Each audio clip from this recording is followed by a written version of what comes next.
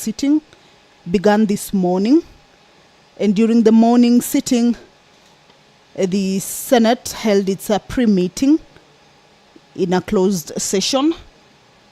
It was then followed by introductions by the members of the County Assembly with its legal team, as well as the introductions by the Governor of Kericho County, of course, with its legal team. And the charges that the Governor is facing were read to him. The Governor is facing 3 allegations, all of them totaling to 5 allegations. And this morning, those charges were read to him by the clerk of the Senate, being part of the processes that are followed in the procedure for removal or proposed removal from office of a governor. And those charges were read to him. And we also had opening statements on behalf of the County Assembly. On the part of the Governor, who was represented by his legal team, there was the presentation of new documents that the senators did not have or had not been presented with, and they were furnished with those documents. There was an issue that was raised, that was an objection that was raised, that even as the House is sitting this afternoon, as it is reconvening for the continuation of these proceedings, the Speaker will have to give guidance on the procedure for consideration and determination of any preliminary objections that were raised. In this case, you will remember that there was the issue of the 2/3 from the County Assembly, with the legal team from the Governor indicating that the County Assembly has a total of 47 members of County Assembly, 30 elected and 17 nominated. And during the impeachment process that took place at the County Assembly, that perhaps the threshold may have not been reached, owing to the fact that the 2/3 had a fraction, making the number 31.3. And that was an issue that the Speaker is expected to give guidance on. That is the Speaker of the Senate, Honorable Amason Jeffa Kingi, already making his way into the chambers. Allow me to hand you over to this live broadcast that is brought to you by the Parliamentary Broadcasting Unit in partnership with KBC. Good afternoon. Na tuombe. Ewe Mwenyezi Mungu, twakusihi ututazame kwa neema nyingi na baraka sisi watumishi wako ambao umeridhika kutuita kwa nyadhifa za uongozi katika jamhuri hii yetu. Twakuomba utujalie tuyatende na kufikia mambo yote yatakayofikishwa mbele yetu kwa njia ya haki na uaminifu, ili kustawisha amani, ufanisi na heri ya nchi yetu na wale ambao haja zao umezikabidhi mikononi mwetu. Amen.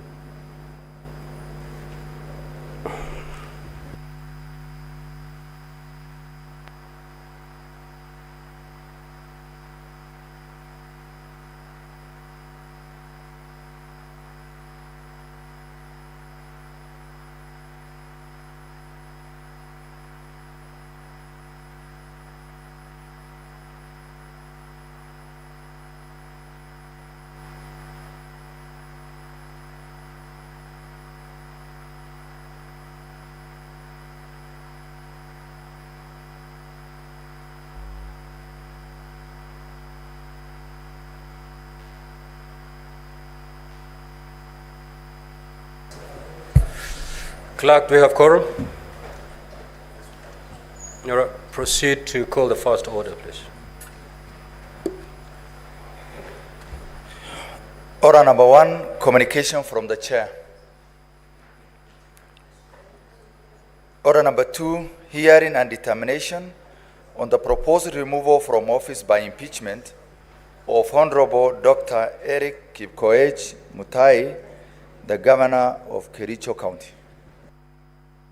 Now, honorable senators, will proceed with the interventions on the preliminary objections.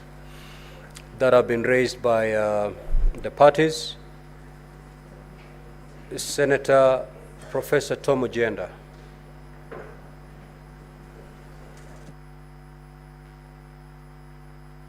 Mr. Speaker, I wish to address a few issues on the preliminary objection that has been raised before this House this morning. Mr. Speaker, there are two issues. The twin issues, one, Mr. Speaker, touch on the propriety of these proceedings and whether or not the proceedings before the Assembly, Mr. Speaker, under Article 181 and Section 33 of the County Government Act, my Lord, Mr. Speaker, are a continuum.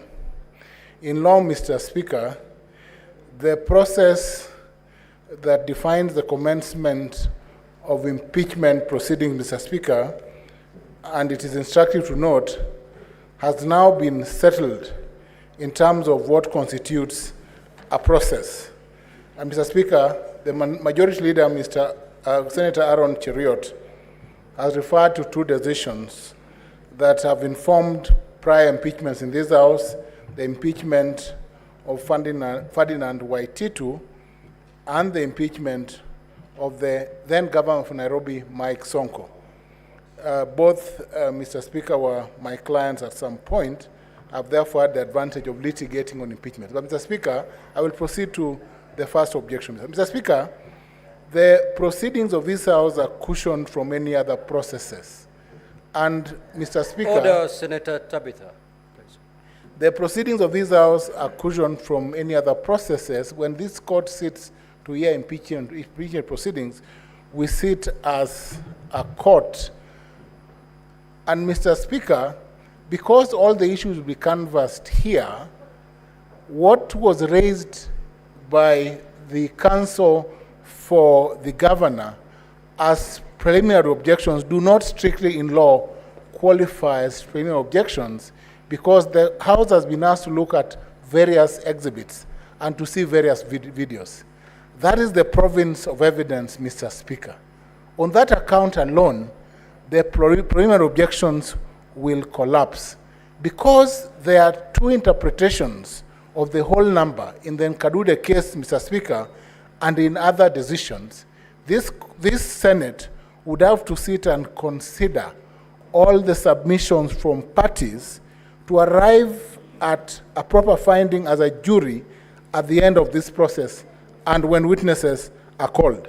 The magical number, Mr. Speaker, of 31 and 32, 31.3, that the whip Kalwale was referring to as res ipsa loquitur, Mr. Speaker, is not quite res ipsa loquitur.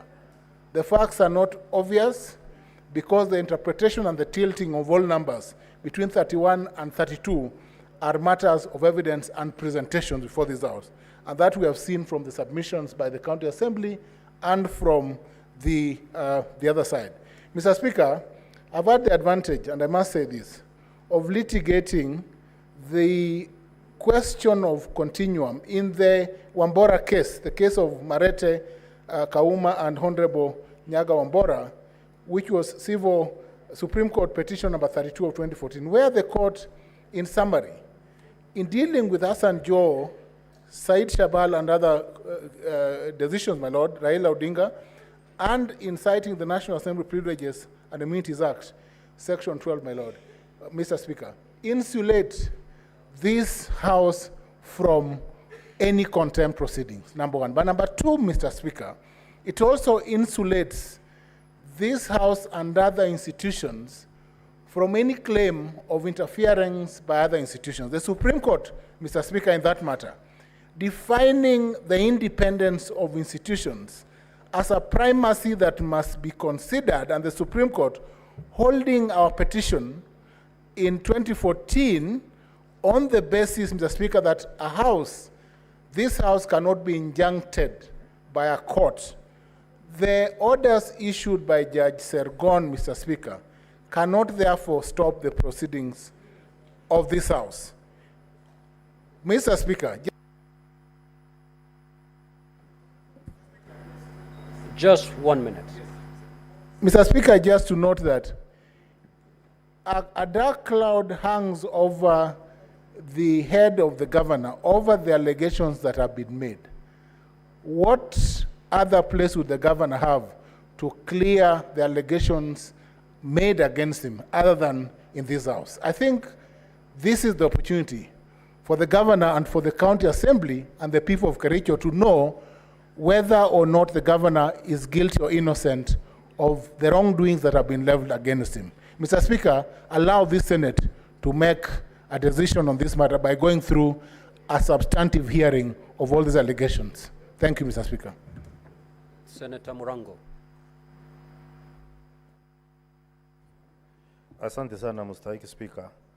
Na kwanza ni kushukuru kwa sababu ya kusikiza ombi la kiongozi wa wengi, kiongozi Cheriot, kuwa na wakilishi wandi hapa aweza kusikiza kwa sababu mimi pia nilikuwa mwakilishi wandi.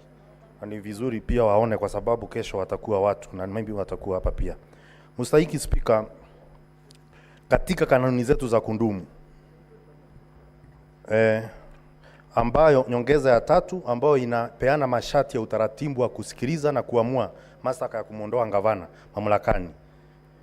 Katika kanuni ya kundumu 80 tukienda katika 12 inasema hiyo masharti yote ambayo imepeanwa ikizingatiwa,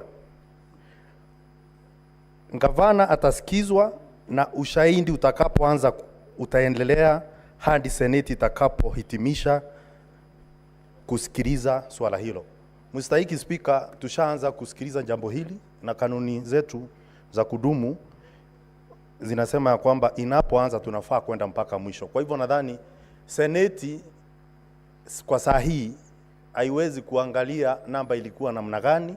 Tutaangalia makosa ambayo italetwa hapa, tutasikiza pande zote mbili. Halafu mwishowe tutakuja sasa kuamua tutakapokuwa tumesikiza kila kitu.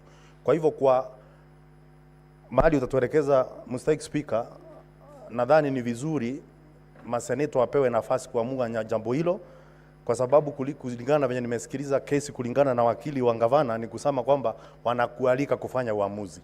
Lakini sidhani kwamba uamuzi unaweza fanywa na speaker peke yake katika muda huu, lakini maseneto wote wanafaa kuja wasikize halafu waweze kuamua. Asante Mstahiki Speaker. Senator Osotsi.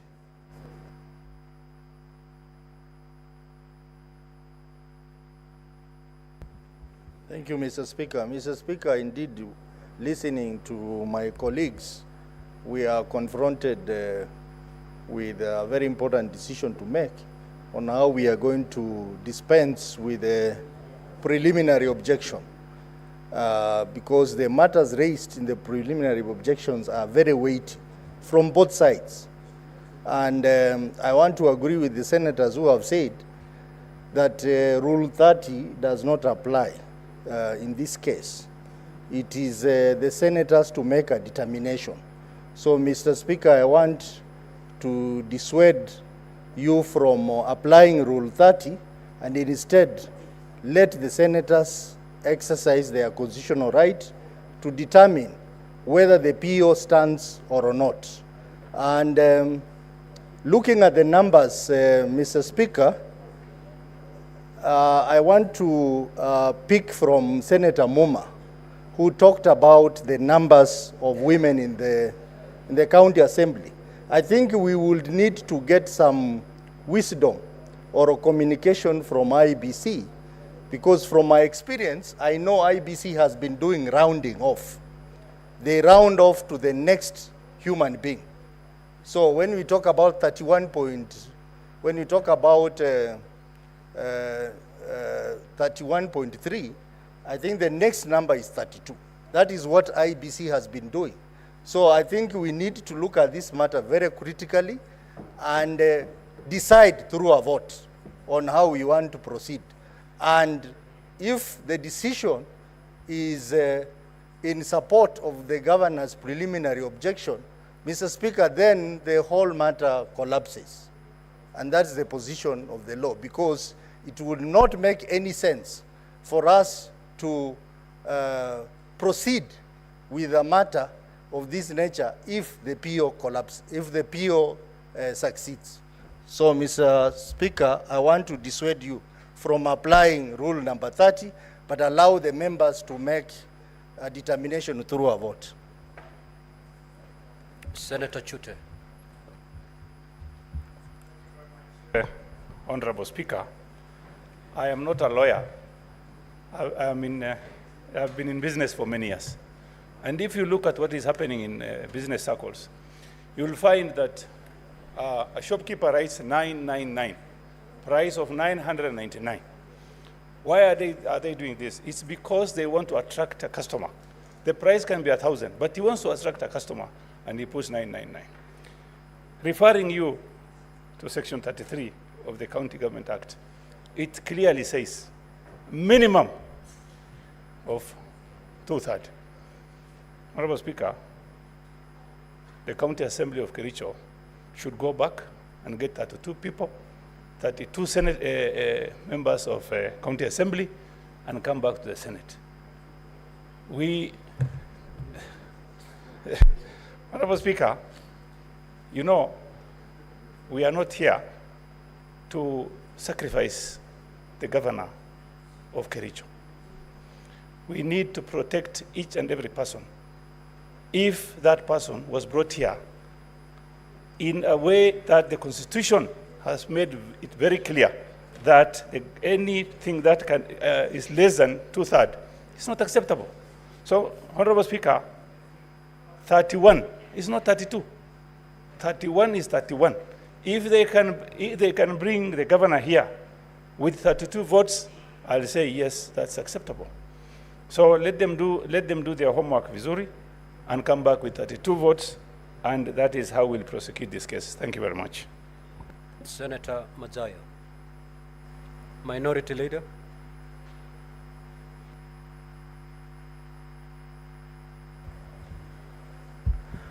Asante mstahiki Spika.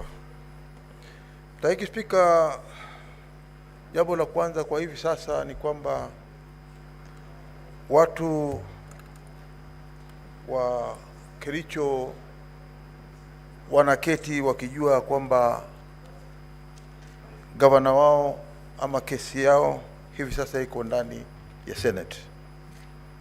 Bwana Spika, hii hoja ambayo iko mbele yetu ya aidha kuweza kusimamisha kusikiza kesi hii ya mstahiki gavana ama kuweza kuimaliza wakati huu iko mbele ya Senate. Bwana Spika, tumekuwa na mifano tofauti tofauti ambayo imekuwa hapa ndani ya bunge la Senate. Nikikumbuka kulikuwa na kesi ya Mheshimiwa Sonko aliyekuwa gavana wa Nairobi. Kitu kama hichi kilitendeka, lakini Senate iliamua ya kwamba itasikiza kesi yote kwa ujumla, alafu mwisho ndio itaamua. Nataka tuchukue mkondo huo ambao uliwekwa wakati ule na bunge hili. Nyumba ni hii. Masenators wamegeuka, wengine sio aliokuweko, lakini wale ambao wako hivi sasa wanaweza kufanya kama vile ambavyo tunasema kule nyumbani ya kwamba maji hufuata mkondo. Kwa hiyo hivi sasa tuko na mkondo ambao tuliuweka ndani ya bunge la Senate, kwamba kitendo kama hichi kitendeka, alafu wakileta kama hiyo preliminary objection, wacha iwe mojawapo ya zile sababu ambazo tutasikiza hii motion ambayo iko mbele yetu hivi sasa. Kwa hiyo Bwana Spika, nataka kusema tu ya kwamba turuhusu ya kwamba kesi hii ambayo iko mbele yetu iweze kuendelea, tuweke hii preliminary objection kando kidogo, ili tuweze kuichukua pamoja na hizi zingine kama vile tulifanya mfano wa Mheshimiwa Sonko. Asante Bwana Spika. Senator Mutinda Tabitha.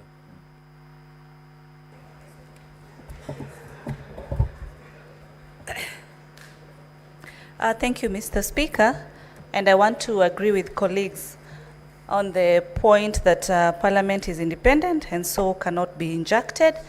That one we all do agree. Mr. Speaker, the discussion on table in House today is the arithmetic discussion. An arithmetic discussion of 31.3. Mr. Speaker, 31.3, as a student of mathematics, less 47 is 15.7.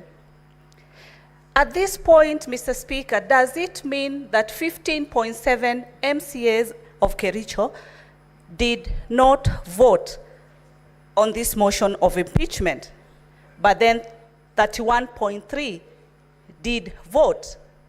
Mr. Speaker, it's very clear we cannot have an arithmetic in terms of a human being. And it's so very clear, Mr. Speaker, that 31 MCAs did vote to impeach the governor, and 16 did not vote, which equivalents that number to 47. A very straightforward situation, Mr. Speaker. If 23 senators vote to impeach a governor, 23 vote not to impeach, and 1 abstains, then the governor is not impeached. What is clear, Mr. Speaker, is that the decision on this PO is a decision by the senators. Even when we shall be voting for the next big assignment on Thursday, Mr. Speaker, 2/3 is equivalent to 44.6. The required number is not 44, but 45. In the event... Senator Nduati. Senator Nduati. Veronica.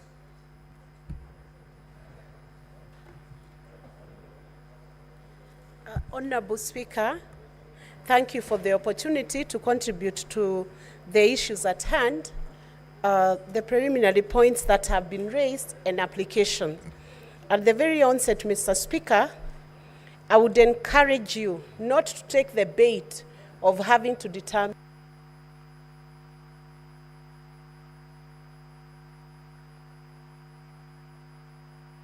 what happened. Is your time up? No. I've not even spoken for 20 seconds. Proceed then. Mr. Speaker, I was saying that I would persuade you not to take the bait of having to determine these preliminary points or applications. For 2 reasons, Mr. Speaker. They raise such fundamental and weighty points of law, Mr. Speaker, and some have, of course, raised issues of fact, whether service was effected or not effected. Mr. Speaker, if you were to determine these issues, it would bring to a determination of the entire impeachment proceeding. That means you would have abrogated yourself the function of what the Senate is supposed to be doing. Consequently, you should bring these points to a vote by the House, Mr. Speaker, and by the honorable members of Senate. 2, Mr. Speaker, there was an application on the issue of a protection of a witness, a key witness in these proceedings, Mr. Speaker. It's my very considered opinion, Mr. Speaker, that protection should be afforded to a witness who feels vulnerable, Mr. Speaker, because of the nature of the offenses that have been brought forth, Mr. Speaker. But while giving that protection to this witness, Mr. Speaker, there must be a balance as to how that protection is given. For instance, Mr. Speaker, and if you are guided by the Witness Protection Act, Mr. Speaker, we could take off the proceedings from camera with respect to that witness, but ensure that senators have an opportunity, Mr. Speaker, to hear the kind of allegations so that you balance between the witness not being hidden away from the accused governor, Mr. Speaker, and the senators who are supposed to be judges, but you also ensure that the witness is not exposed to an extent that reputational damage would appear or would occur, Mr. Speaker, in the event that the evidence she's adducing is true, and whether that evidence is true or not will be determined after the witness has been heard. So we should balance the 2, Mr. Speaker, but ensure that the witness is protected because of the nature of the offenses, Mr. Speaker. With those remarks, Mr. Speaker, I would urge you to allow the senators to vote on this. I will not... Senator Munyihaji Faki. Asante Mheshimiwa Spika kwa kunipa fursa hii. Kimsingi ni kwamba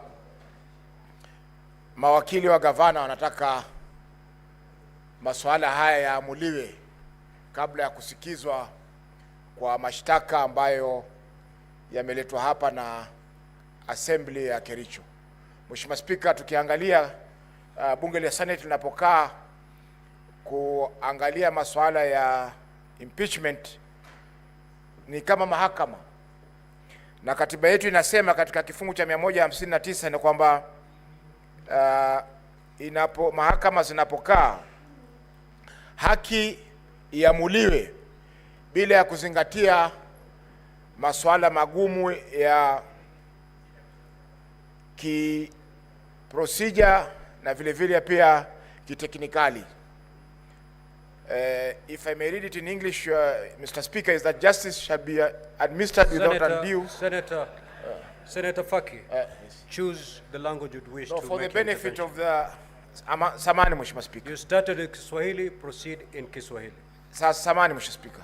Kwa hivyo na Mheshimiwa Speaker, swala lililoko mbele ya bunge hili la Seneti ni kwamba Seneti iamue masuala ambayo yamefikishwa mbele yake bila ya kuzingatia mambo ya kiteknikali, kwa sababu tunapozingatia mambo ya kiteknikali tutapoteza ile fursa ya kuweza kutenda haki ya kimsingi.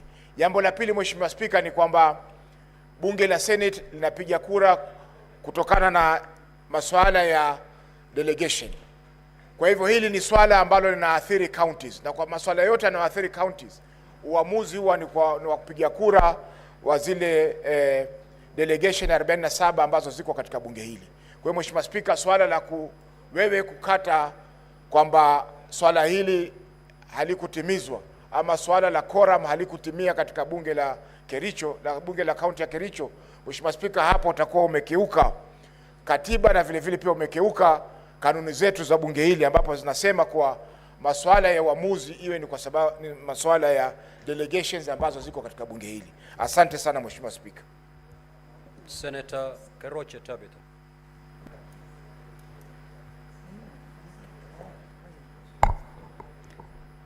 Thank you, Mr. Speaker, sir, for giving me also the opportunity. And it's true, I agree with my other senators, there is an issue when it comes to the law, that is section 33 of County Government Acts, to really verify and know whether the numbers that the MCAs that approved this motion, whether they met the threshold.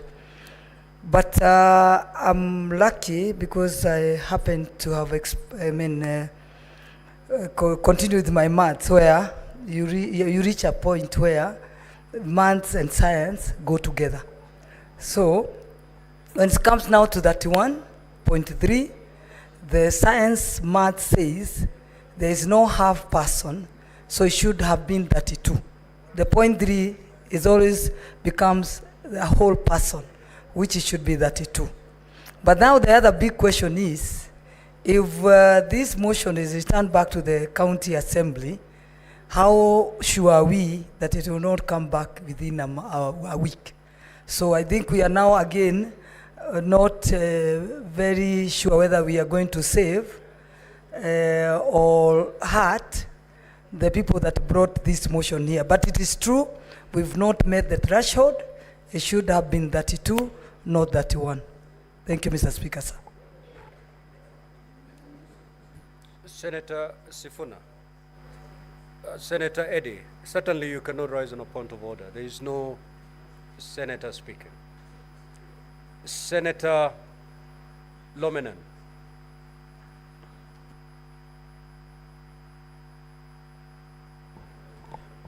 Thank you, Mr. Speaker, for this opportunity.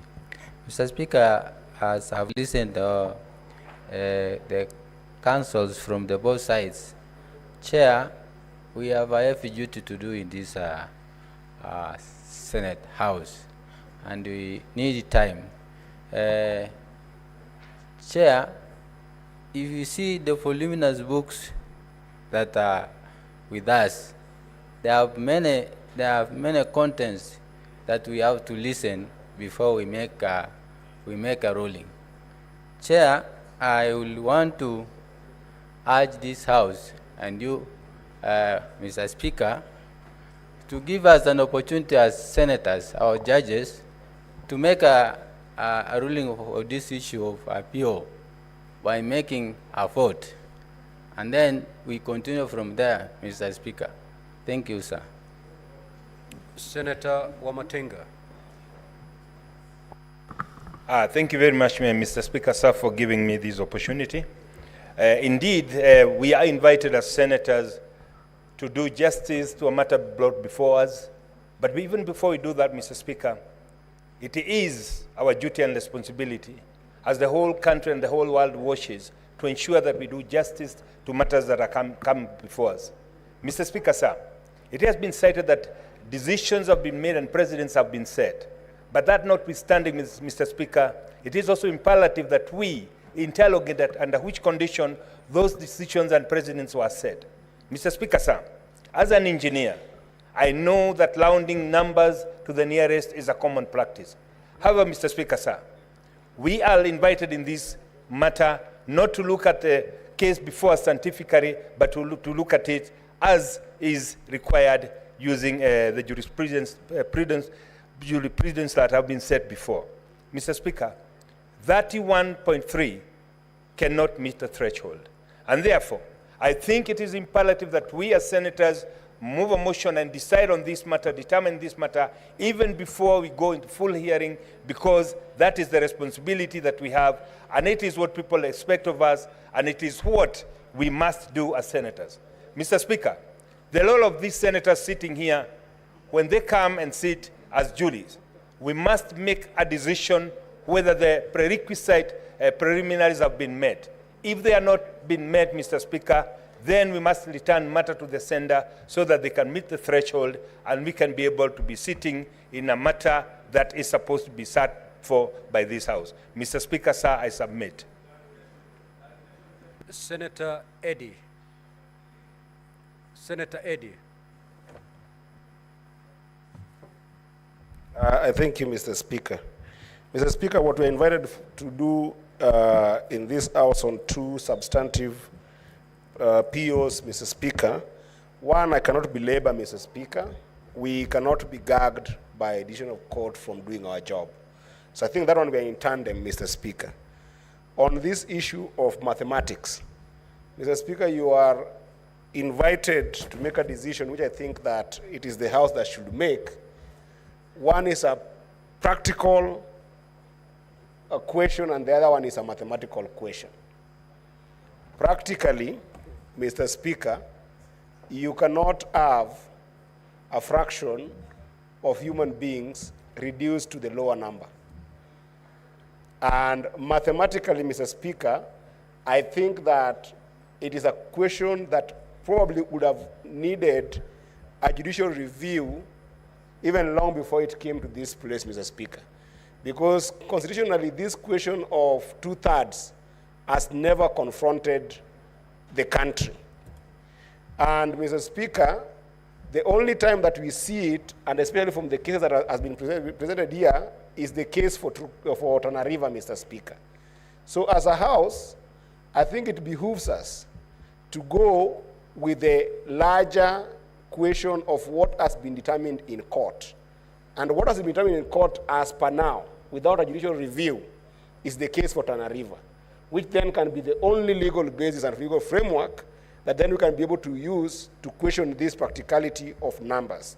But that said, Mr. Speaker, I wanted to urge the House that because this is a very serious issue, Mr. Speaker, and the people of Kericho would want to be heard, perhaps the determination of these two POs should be done with the other substantive issues that have been brought in the House so that senators have got a chance to make observations at the end of this entire process, so that those preliminaries will form part of the conversations and as we go through the charges, and this matter be heard, and then we'll make a determination at the end, Mr. Speaker. Because if we don't, then you'll be invited to a very dangerous path, Mr. Speaker, whereby you...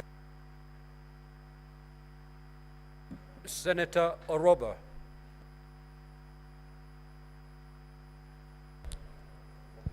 Thank you, Mr. Speaker. I want to add my voice about the victim protection, Mr. Speaker. In the Victim Protection Act, Section 8, it says that any victim has a right for privacy and protection. And therefore, because the proceedings here will be broadcasted, Mr. Speaker, I believe we have no choice but to follow the law and ensure that Section 8, Section 10, and Section 11, particularly on the issue of disclosing the identity of the victim, are taken care of. Mr. Speaker, on the matter of the two-third threshold, Mr. Speaker, this is a house of procedure. We are guided by procedure, and we have our standing order. Our standing order says on the procedure for removal of a governor, within 7 days after receiving notice of a resolution from the Speaker of the County Assembly supporting the removal of a governor, pursuant to Article 181, then the proceedings begin.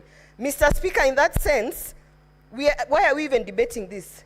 There is no opportunity in our standing order where we are told, go back to the County Assembly and check if the threshold was met and check if the allegations were actually substituted. For us, we are quasi-judicial process. They have reached here. As long as we have the notice of resolution from the Speaker, from the County Assembly, our work is to proceed. And for those who feel that the threshold was not met, Mr. Speaker, they can go to court and proceed with that argument there. Thank you, Mr. Speaker. Senator Asige.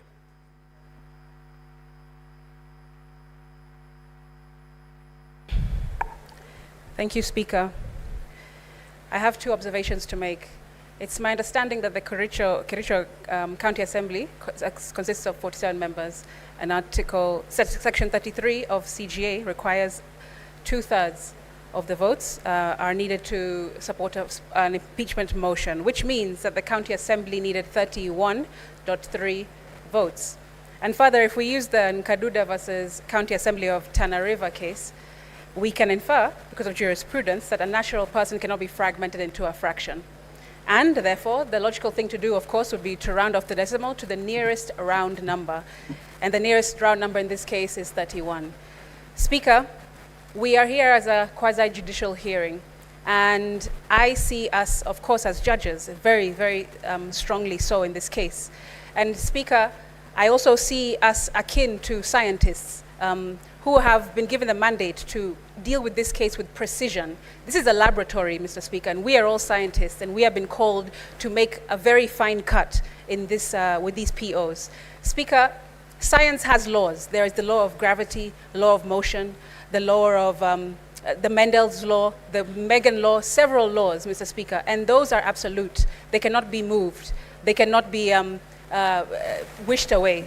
Similarly, Speaker, the High Court has ruled through this jurisprudence that that you should calculate to the nearest round number, and that, Mr. Speaker, is law. It's through a court of law, and I think that we should continue in that way. 31 has been met in terms of votes, and therefore we should listen to this case further and listen to the substantive issues therein. Speaker, also, you have been invited by the Governor's Council to mirror the decision of your counterpart in the National Assembly. I feel that is out of order, Speaker. You are not a conveyor belt. You are not somebody who regurgitates what the Speaker of the National Assembly does or says. You are not a parrot of the National Assembly, Speaker, and therefore being invited to mirror a decision that... Senator Seki.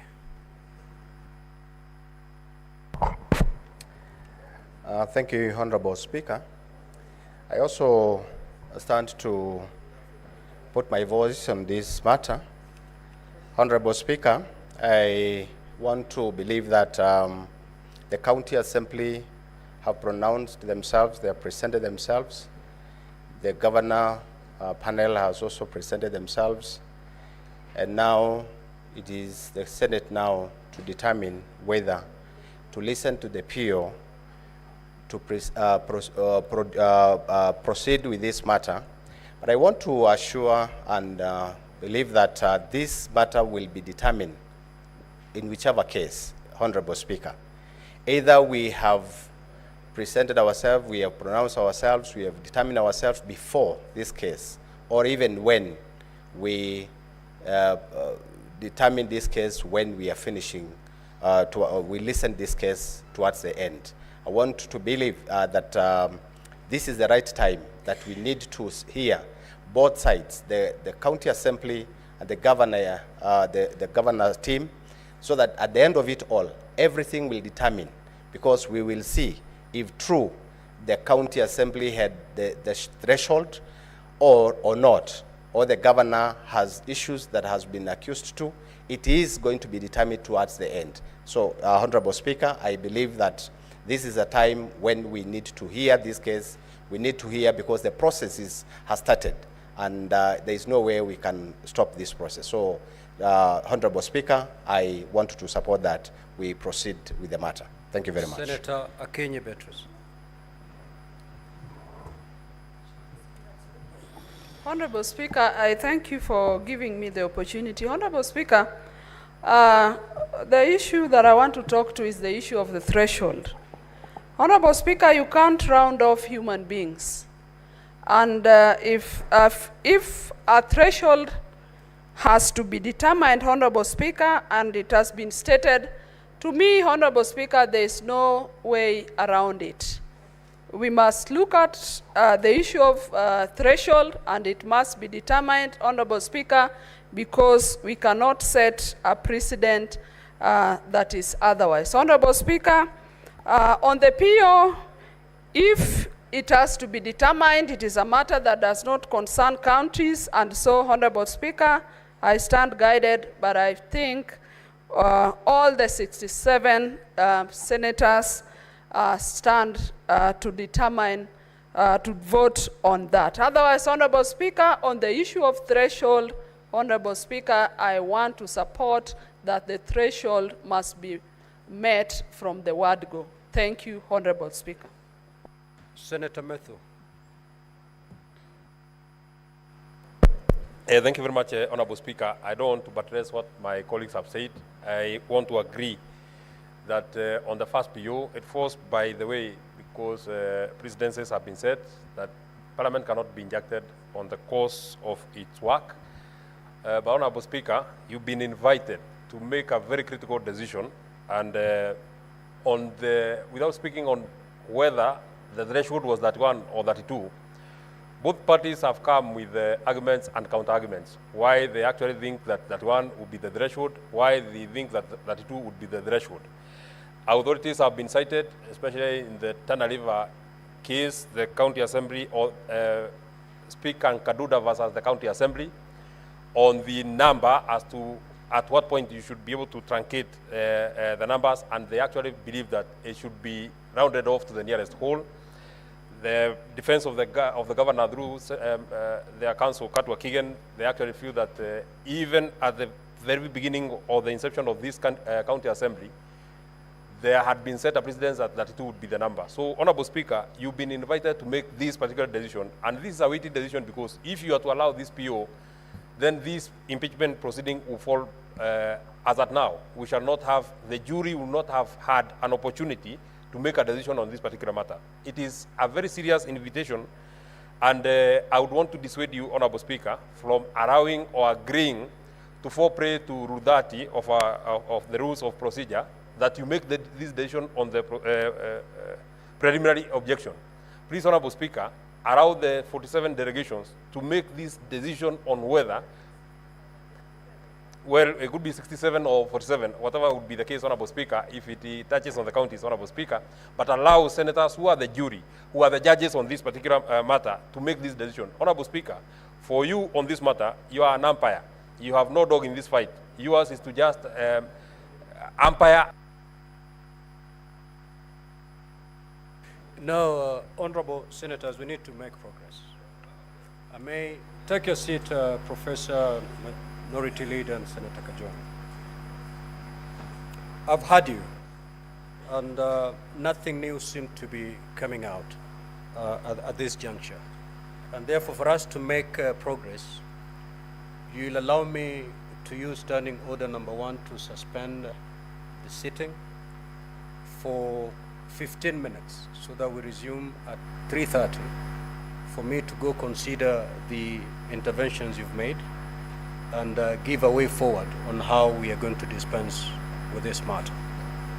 Because remember, honorable senators, if in the event that we proceed with this hearing, we have to start from the beginning. The hearing hasn't started yet. We are merely dealing with preliminary matters, and therefore time is of the essence. So kindly, honorable senators, we proceed now to suspend the sitting for 15 minutes, and we shall resume at 3:30.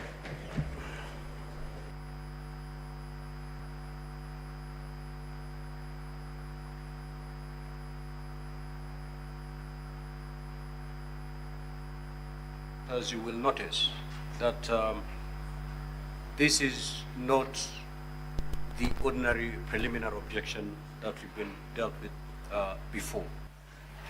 It's a preliminary objection that is of a fundamental nature. It may or may not terminate these proceedings. And therefore, as you make your intervention, have that in mind. I will start with Senator Edwin Sifuna.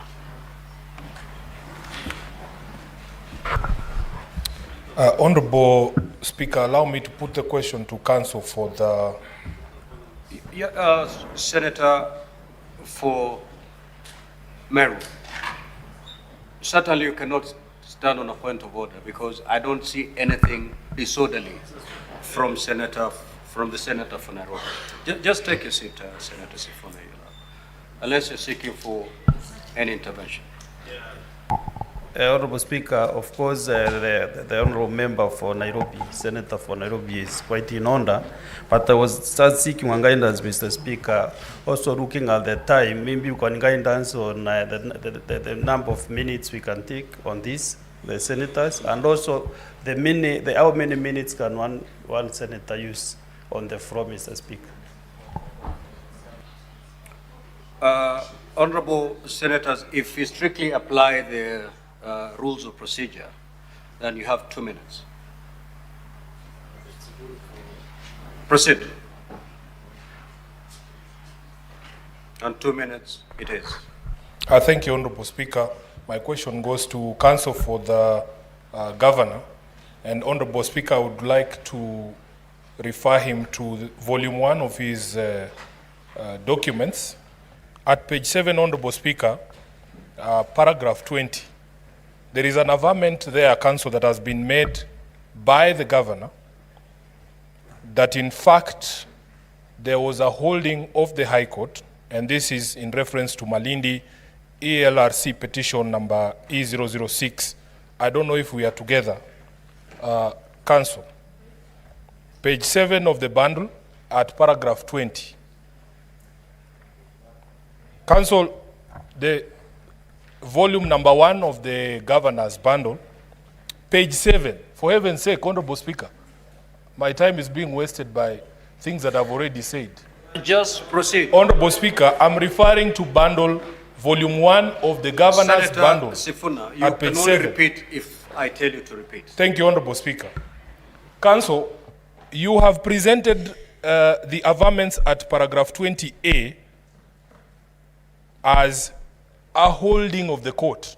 That in fact, the paragraphs you have superimposed there were a holding of the court. Now, you are a lawyer of great repute, and reading a judgment, you can ascertain what a finding of the court is as opposed to an analysis of the presentations of the parties. Honorable Speaker, the judgment referred to is at page 70 of that same bundle, exhibit number 1. And I want the Council for the Governor to confirm to this House that in fact, the paragraph quoted at 20A is not a finding of the court on the question of what 2/3 means and what should happen when there is a decimal. Honorable Speaker, I will refer you to paragraphs, he has quoted from paragraph 83, which cannot be a holding of the court. And in fact, the holding of the court should be at paragraph 86 of that judgment. Honorable Speaker, my question therefore to him is it proper for you to present an analysis of the case by the learned judge as a finding of the court? Honorable Speaker, that is the question I wanted to put to him. Senator Boni.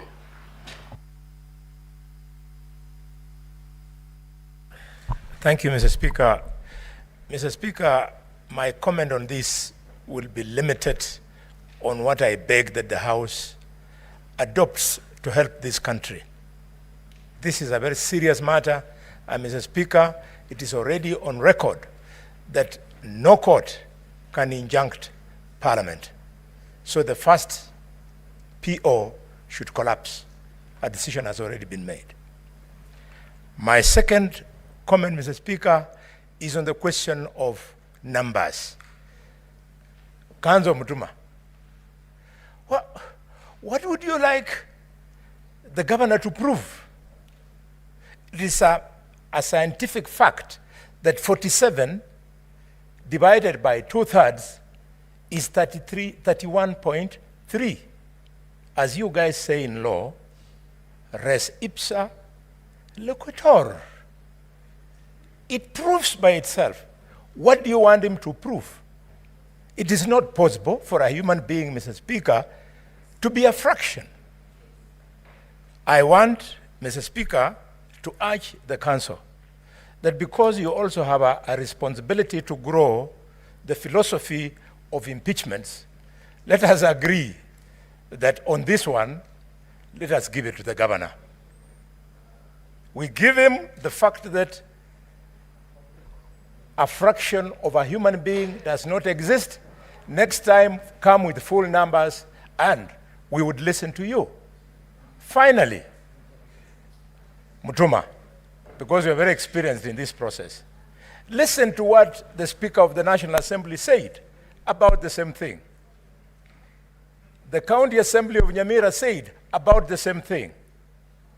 The County Assembly of Kericho about numbers during elections. They have said the same thing. So why do you invite us to disagree with all of them? So as to please you or to allow the proper jurisprudence? Senator Ledama.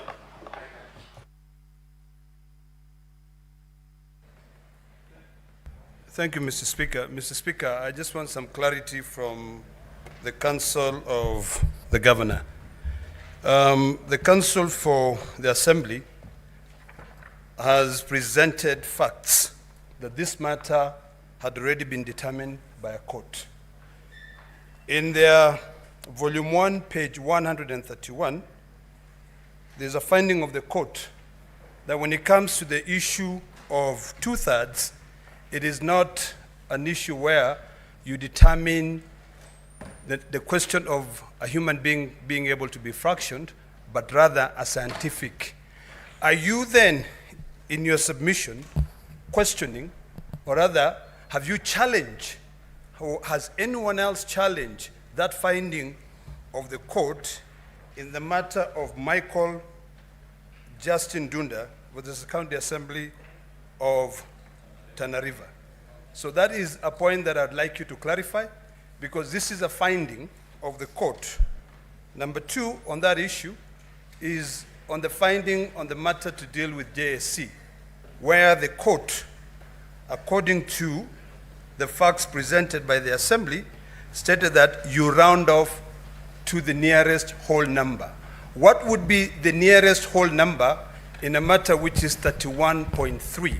Is it 31 or is it 32? Thank you, Mr. Speaker. Senator Fernandez, Senator Samson Chirange. Speaker, sir, may I first of all thank you, honorable senators, for the accommodation you've extended to me. I appreciate the point made by Honorable Sifuna that I fell below what they have come to expect of me. My profuse apologies. Now, the second order I was referring to is found at page 22 in volume 1, and the effect of that order was that it stopped the county assembly from engaging in discussing and making any resolution on the impeachment. That notwithstanding, they proceeded to engage in discussing it and made the resolution, attendant to which it was forwarded to the Honorable Senate. It is our position that having acted in violation of the court order, the impeachment motion before you within the meaning of the rule of law should not have been forwarded.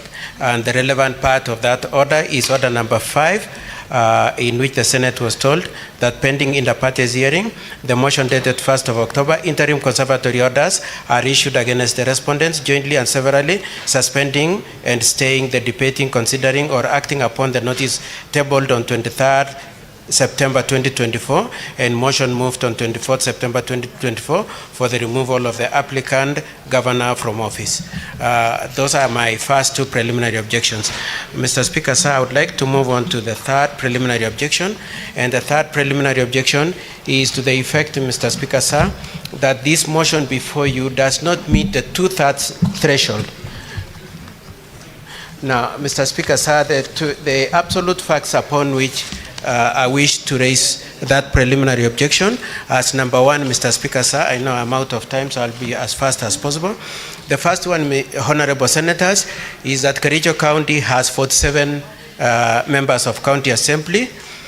And, Honorable members, yes. so as we make progress, can we have silence? Please, proceed. Thank you, Mr. Speaker, sir. The Kericho County has 47 members of County Assembly, 30 elected and 17 nominated. Mr. Speaker, sir, all of them are functional in the sense that there is no vacancy and there is no situation where there is any vacancy that is not occupied. Now, Section 33 of the County Governments Act requires that an impeachment motion must master at least 2/3, and I put emphasis on the use of the word at least. Now, for County Assembly of Kericho, constituted of 47 MCAs, that the 2/3 is achieved when the vote comes to 31.3.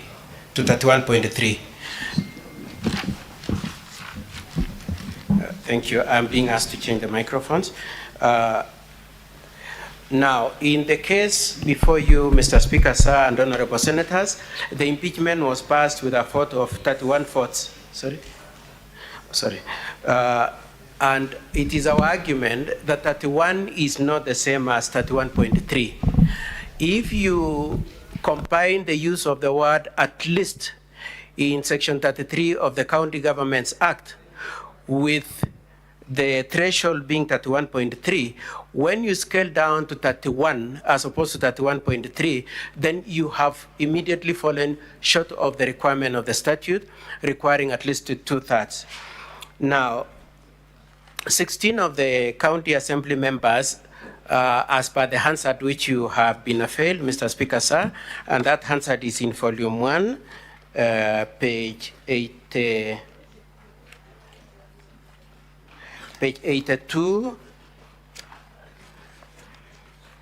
to page 161. Page 82 to 161 contains the Hansard proceedings of that day. And the significant pages would be page 160 to 161, at which the Speaker of the County Assembly then wrestled with the question whether 31 amounts to 2/3. He then goes on to say at page 160 that my position is fathomed by the fact that we have customarily and by practice since the inception of devolution taken 1/3 of the members of this assembly, that is Kericho Assembly, to be 16, meaning the balance of the members being 2/3 is equivalent to 31. Mr. Speaker, sir, and honorable senators, I will show that on that, the Speaker of the County Assembly was very specifically wrong and misrepresented the facts. Now, Mr. Speaker, sir, having said then that it is only 31 out of 47 who voted. Senator Manzo and Senator Kajuang, let's hear the council in silence so that we make progress. Please. with that in place, Mr. Speaker, sir, it is my argument that if the honorable senators were to abstract the argument for one moment, the provisions of Section 33 of the County Governments Act, if they were to abstract and imagine that you draw a line at the point at which 2/3 falls, you would be drawing a line at the point at which you are achieving 31.3. Now, if you come to 31.2 or 31.1 or 31, you have fallen short of the provisions of Section 33 saying it must be at least. It is our argument that this motion could only have succeeded if it had 31.3 and above. When it scaled down to 31, it immediately fell short of the provisions of Section 33 of the County Governments Act, and Kericho County Standing Order number 74. Mr. Speaker, sir, I would also want to invite the attention of this Senate to the events that have happened previously in the County Assembly of Kericho. On the 20th of September 2022, as can be seen in Volume 1, at page 34 to page 39, at 34 to page 45, an impeachment motion was taken out against the previous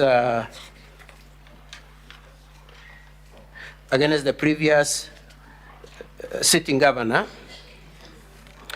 and more particularly at page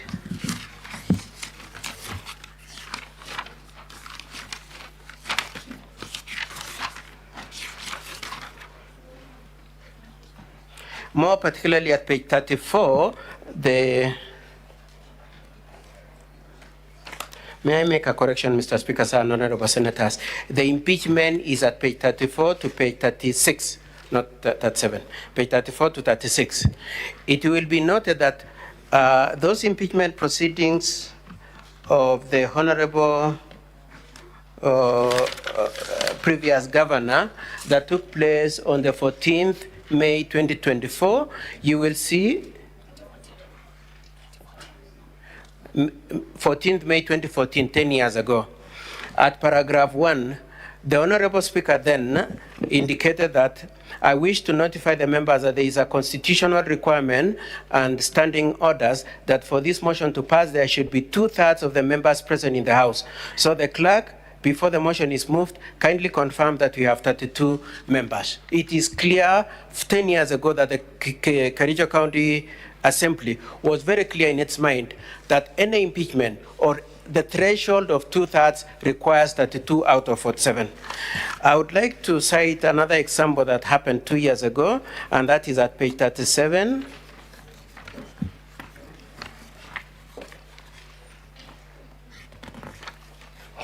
And I have particular reference to what is contained at page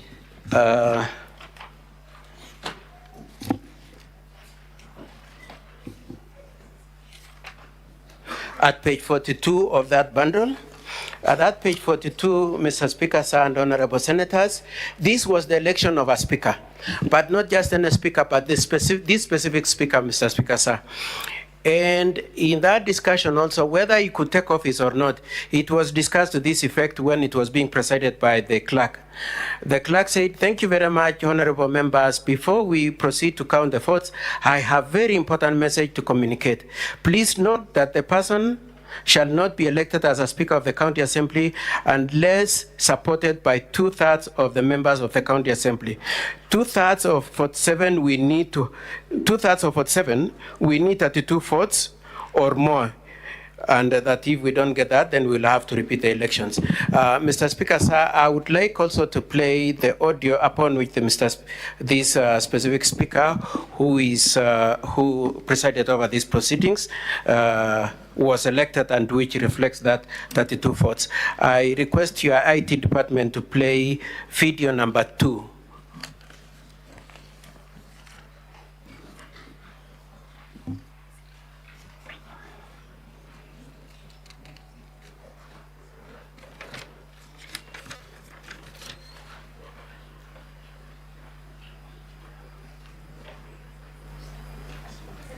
That's not video number 2. Video number 2 is with the speaker. I don't know whether they are playing video number 2 of. Yeah, it is a video where the clerk is presiding over the process of elections, and it is the video submitted by the governor as opposed to the video submitted by the county assembly. Video number 2, please.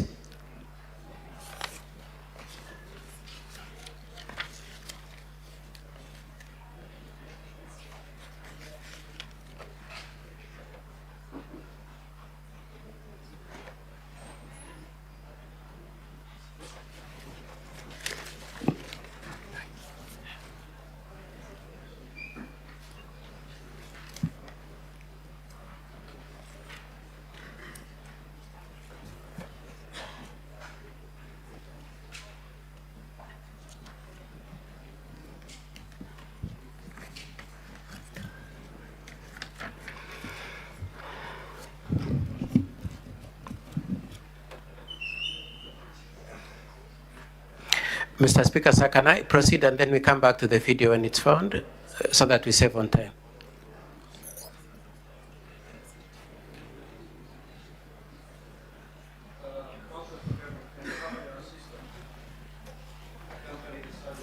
Yes, yes, Mr. Speaker, sir.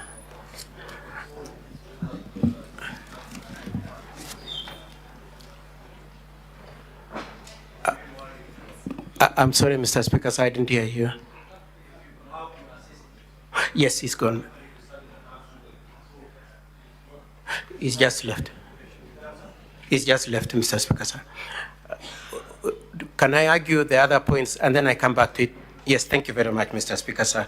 So apart from relying on those two instances, the 2014 criteria by Kericho County government, determining that 32 is the required threshold to meet 2/3 for purposes of the impeachment of the predecessor of Honorable Dr. Eric Mutai.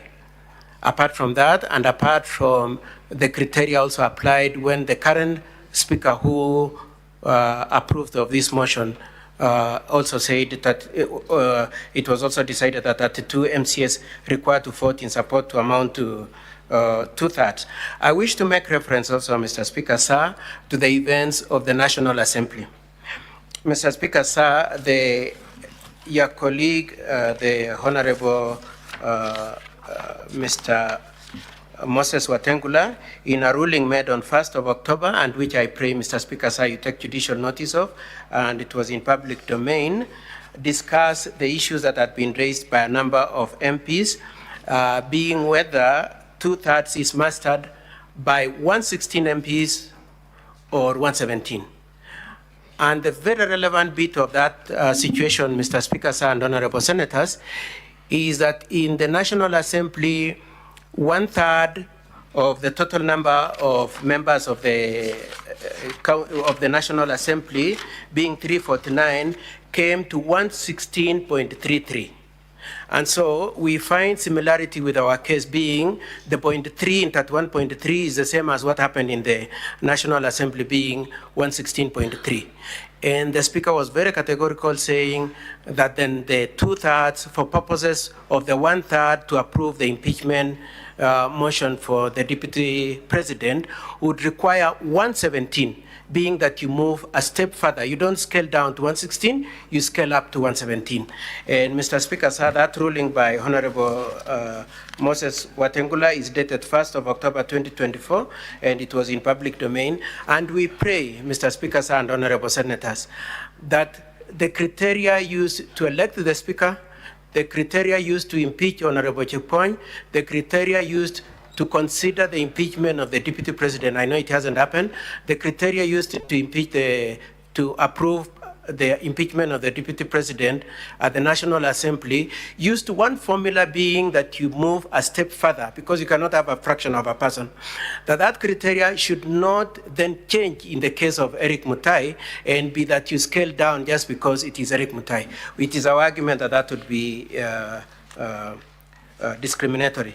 The last incident that I wish to cite is the events of Nyamira County government. In that county government, there are 34 members of county assembly. And out of the 34 members of the Nyamira County Assembly, constituted of 15 nominated and 20 elected, the 1/3 was found to be 11.3. We again find the same 31.3, the 0.3 in the case of Nyamira. And in that case, the County Assembly of Nyamira adopted the approach that the 0.3 requires that you scale up to 23 people, as opposed to, 11 people, as opposed to coming back to 10 people. And for that reason, then, Mr. Speaker, sir, I insist that it would be discriminatory to deem the motion that has been brought to this Assembly, to this Senate, as being competent to the extent to which it fell clearly short of 31.3. Mr. Speaker, sir, I am aware that my colleagues are restless to make the argument that this is an issue that does not quite squarely rest on your hands under the provision of section Rule 30. It is my argument, Mr. Speaker, sir, that it clearly falls within your hands, Mr. Speaker, sir. The said Rule 30 states this, Mr. Speaker, sir, where on a particular question or matter, including but not limited to the question of evidence, materiality, relevance, competency, or admissibility of evidence, any question consequential or incidental thereto,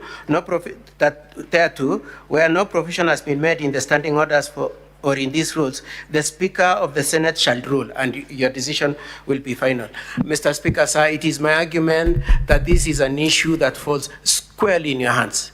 It is my argument, Mr. Speaker, sir, that when this Rule 14 and 30 was being enacted, they must have contemplated a situation like this, where you need to make a decision on a matter that, as to the competence of this impeachment motion before the senators, on this question of that is consequential as to whether we should go on or not, and all the related aspects of the competence of this impeachment motion.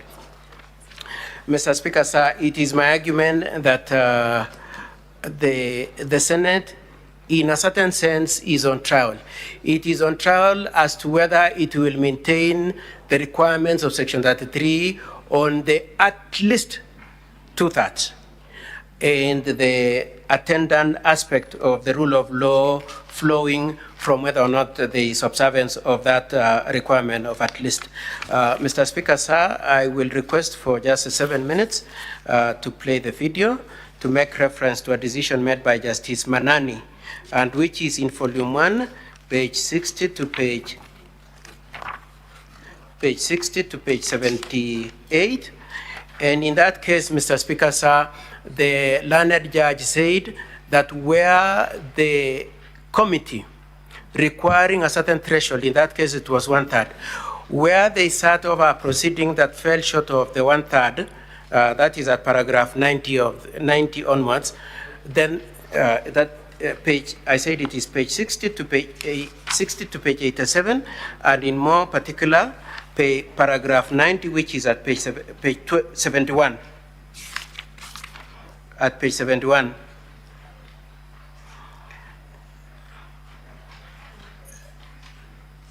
Where the judge says it is perhaps also necessary to point out that Standing Order 68, subsection 8, uses mandatory term shall when directing that a DOC committee be set up and should comprise 1/3, and then goes on to say if they do not amount to 1/3, then it doesn't meet the threshold. And Mr. Speaker, sir, it is a very significant point that the learned speaker, or rather the Speaker of the County Assembly of Kericho, used that decision, and you will find his reasoning at page 160 to 161 with reference to that case of Michael Ngaduda versus County Assembly of Tana River, and he goes on to say that you round off. And it is our argument, Mr. Speaker, sir, that when you are rounding off, you can never round off to fall below the line. You can never round off to fall to less than 1/3. And if you are to do that, then you would be acting in contravention of the law. Mr. Speaker, sir, with that said, I would pray now to play that video and request, Mr. Speaker, sir, for 5 minutes for my colleague, Mr. Tonen, just to finalize on that issue, on the preliminary objection. Kindly, Mr. Speaker, sir.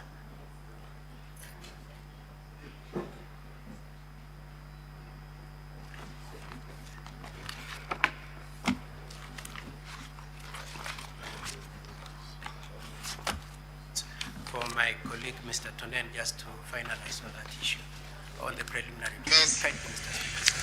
Before we proceed to count the votes, I have a very important message to communicate. Honorable members, please note that a person shall not be elected as Speaker of the County Assembly unless supported by votes of 2/3 of all the members of the County Assembly. 2/3 for us, 47. We need to have 32 votes plus, 32 plus. Now, the candidate who in that ballot receives the highest number of votes and the candidate who in the ballot receives the next highest. In case we don't get the 32, those are the only candidates that we shall go to round 2. Now, when we go to round 2, if they tie, we shall go to round 3. Unless that tie is broken, is when we shall declare the Speaker.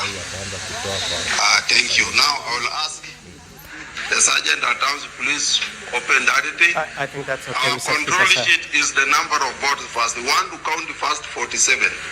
If they are Mr. Speaker, sir, that shows the election of the Speaker, who made the arguments that I've just referred to, in which he says, because it's at 1.3, you scale it down, you round it off to the next. Council for Governor, we've heard the video. Yes, thank you, Mr. Speaker, sir. Mr. Speaker, sir, then in closing, it is my submission, Mr. Speaker, sir, that there are two issues both yourself and this Honorable Senate need to address. The first issue is what is the meaning of at least in the Section 33 of County Government Act. What is the meaning? And when you apply the calculation in respect to Kericho, does it mean 31.3 and above, or it can be scaled down to 31? So the first issue is what is the meaning of at least in Article 33 of the County Government Act, as read together with Standing Order number 74 of Kericho County Assembly Standing Orders. Number two, the second question, Mr. Speaker, sir, is the question of how do you treat a fraction where it relates to human beings? Are you going to say because it's 0.3, you dismiss it and scale it down to 31, or even 0.3 itself represents a person? And this is very significant, Mr. Speaker, sir. When you look at the situation of these proceedings, being, Mr. Speaker, sir, that there were 47 MCAs in Kericho. 16 said we are not attending, number one. Number two, they said we do not support the motion. The other than 31 were present and they supported the motion. Mr. Speaker, sir, following the tradition of both the Senate and the National Assembly, it is always the case that when members have not voted in favor of, it is deemed that that vote was not in favor of. And so the 16 must be treated as having opposed the motion. It cannot be given conjecture that the 0.3 could exist in the 16, Mr. Speaker, sir. It is my argument, therefore, then, Mr. Speaker, sir, that clearly it didn't meet the threshold. And, Mr. Speaker, sir, I wish to say that considering the precedent from your colleague from the National Assembly, we pray that for purposes of consistency, Mr. Speaker, sir, unless you have a very strong reason to disagree with him, you adopt the reasoning he has applied for consistency and clarity of law. And secondly, Mr. Speaker, sir, that if the criteria is used differently from Nyamira, from National Assembly, from the election of the Speaker, from the impeachment of Honorable Chepkoin, then it would amount to discrimination. Mr. Speaker, sir, I had requested for just a little latitude. I had said 5 minutes. Could you allow him just 2 minutes, Mr. Speaker, sir, kindly? Council, your time is up. Your time is up because you kept repeating yourself. Same arguments in different form. So you may want to rest your PO there. Maybe I need to ask you. Yes, Mr. Speaker, sir. In response to the preliminary objection raised by, not really an objection, but a preliminary matter from the County Assembly, you have no problem the affidavit dated the 13th of October 2024 be admitted and be part of the record? I confirm, Mr. Speaker, sir, that I have no objection, and we have discussed both of us, and subject to the Senate and you, Mr. Speaker, sir, we were agreed that they accept our replacement documents properly paginated, and we will have no objection to the the application for, as far as the witness is concerned? We strongly object, Mr. Speaker, sir, but as I said, we have this restraint of the order, and we want to be very measured not to seem to be violating the order that we already have in our favor. Council for the County Assembly, you may now proceed to respond to the PO as raised by the Council for the Governor. Thank you, Mr. Speaker, sir, honorable senators, for the opportunity. The two preliminary objections are opposed by the County Assembly. To that effect, Mr. Speaker, sir, we will be asking you to allow a copy of the replying affidavit to be supplied to senators, because we will be making reference to the same. It is already with the Secretariat and marked as volume 8. If that can happen, Mr. Speaker, sir, with your permission, I could proceed. The two preliminary objections. Do you have that? Where is it contained?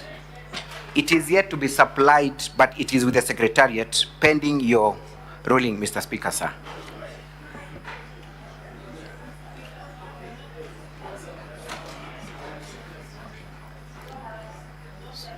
So we can have that done.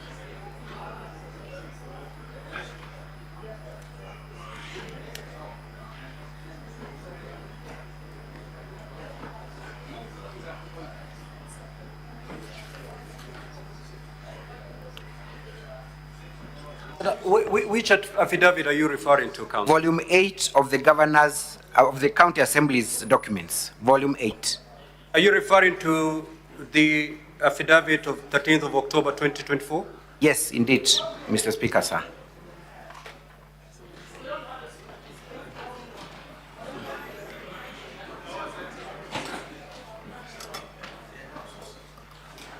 Is it contained in any of the volumes, or it's a standalone? It's a standalone volume titled Volume 8. So can the Volume 8 be made Volume available 8. to honorable senators? Yes. It's a standalone volume, Volume 8. I can confirm it is with the Secretariat, Very Mr. well. Speaker, sir. Just, But I could proceed because I will not be you may making proceed, reference. you may proceed. Thank you. Mr.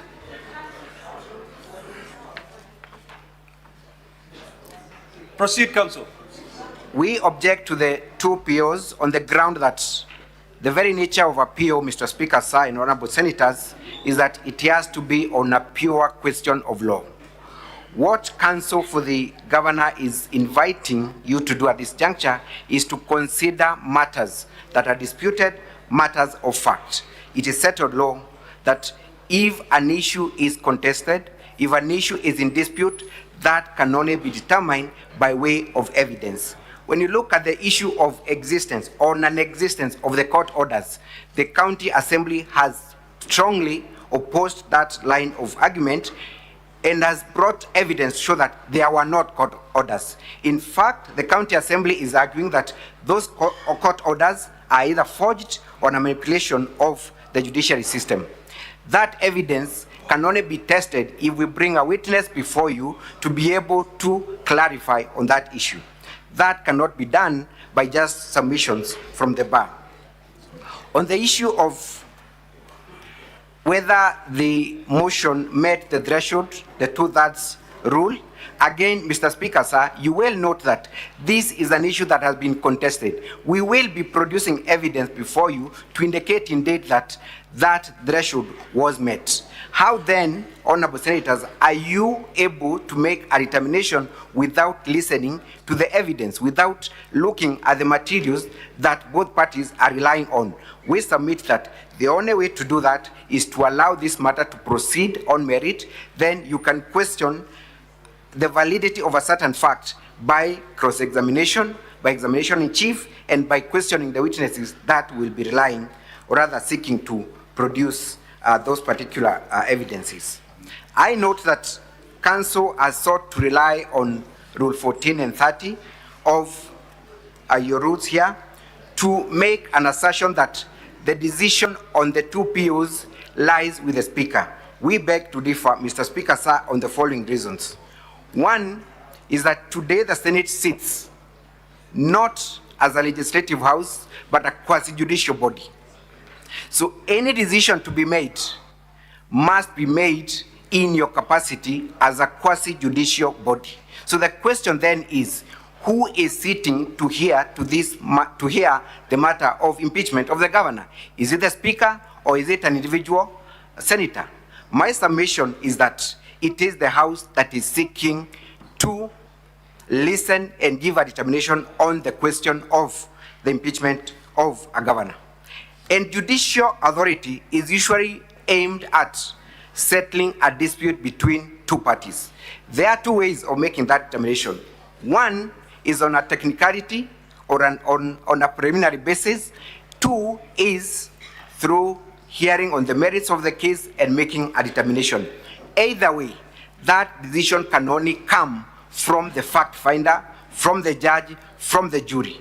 So the invitation that the Speaker sitting in his capacity as a Speaker can make this determination means that the decision of impeaching the governor or not impeaching a governor shall have been made by the Speaker alone, who does not have the legal mandate to listen individually to an issue pertaining impeachment of a governor. On that basis then, I invite my learned friend Mr. Njenga to take you through the merits of the two objections. Thank you, Mr. Speaker, sir.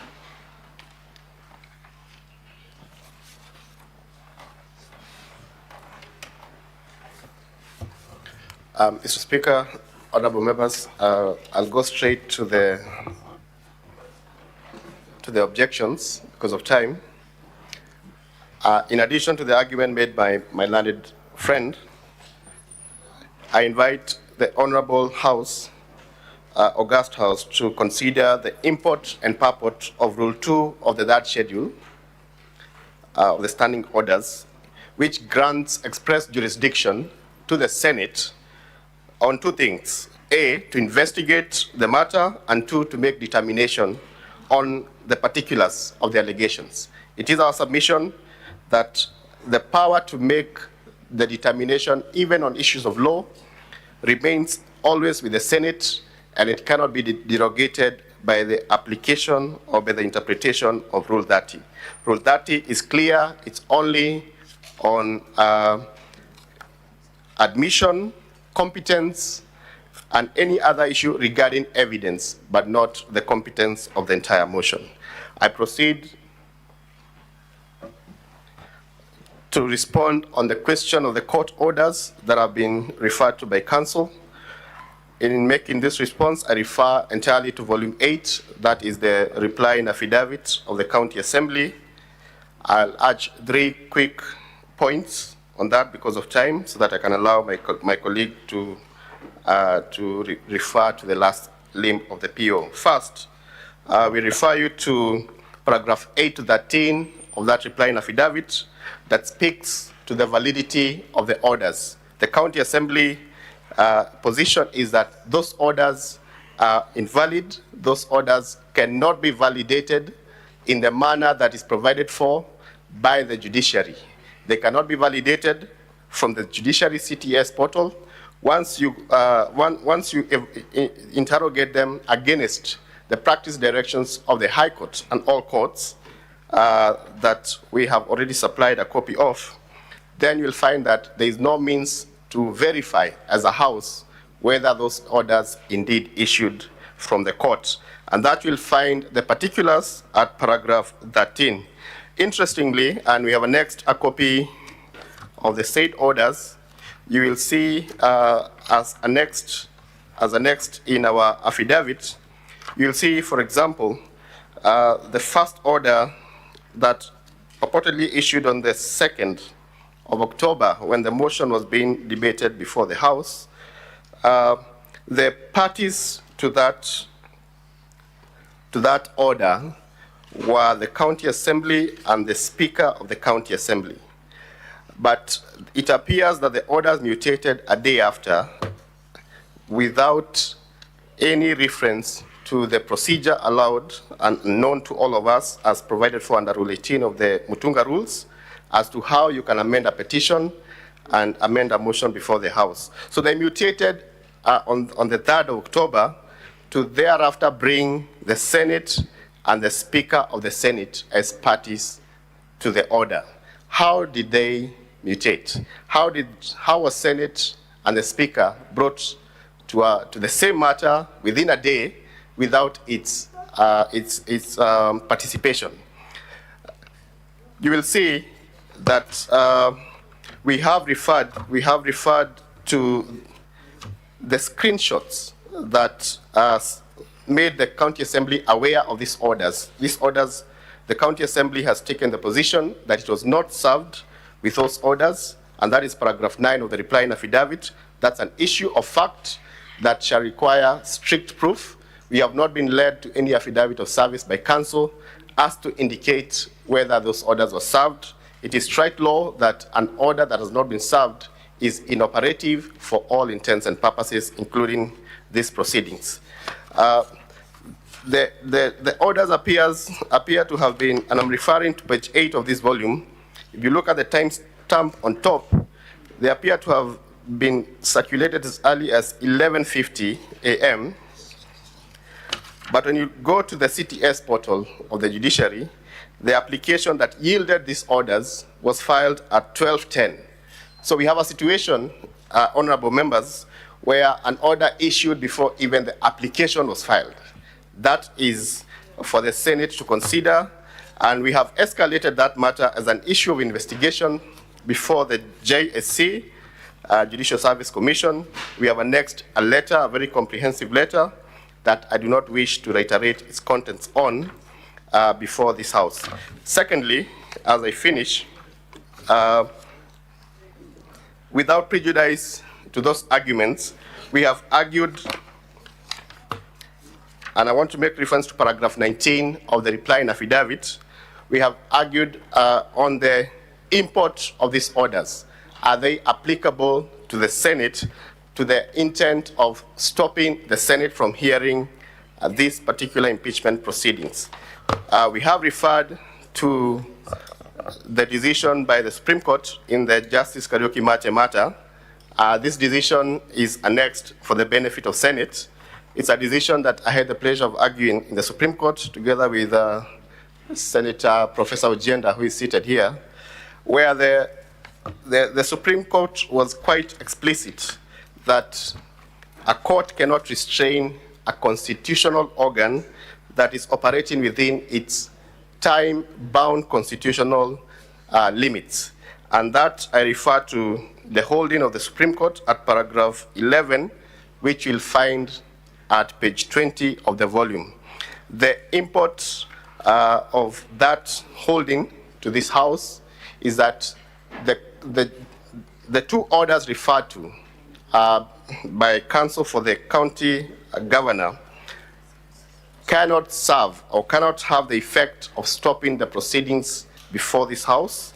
And finally, as I sit down, this Senate has already taken a position in that matter. I will do nothing more than refer the Senate to page 59. Page 59, this will be the last document I refer to because of time. Yes, I'm actually yielding the floor to my colleague. Page 59 is a position taken by the Senate in these proceedings, in this matter. And the Senate has said, by way of a preliminary objection, that we are not bound by that order. It has told the High Court in no uncertain terms that we are not bound by that order to the extent that it does not comply with the settled jurisprudence by the Supreme Court, which has been followed with approval by the Court of Appeal in the Mwangaza case and in many other cases, including decisions of the Senate, specifically in the Sonko matter and also in the Wambora 2 matter, which decisions are within the House. I yield the floor to my colleague to urge the issue of the threshold, the number threshold. Thank you.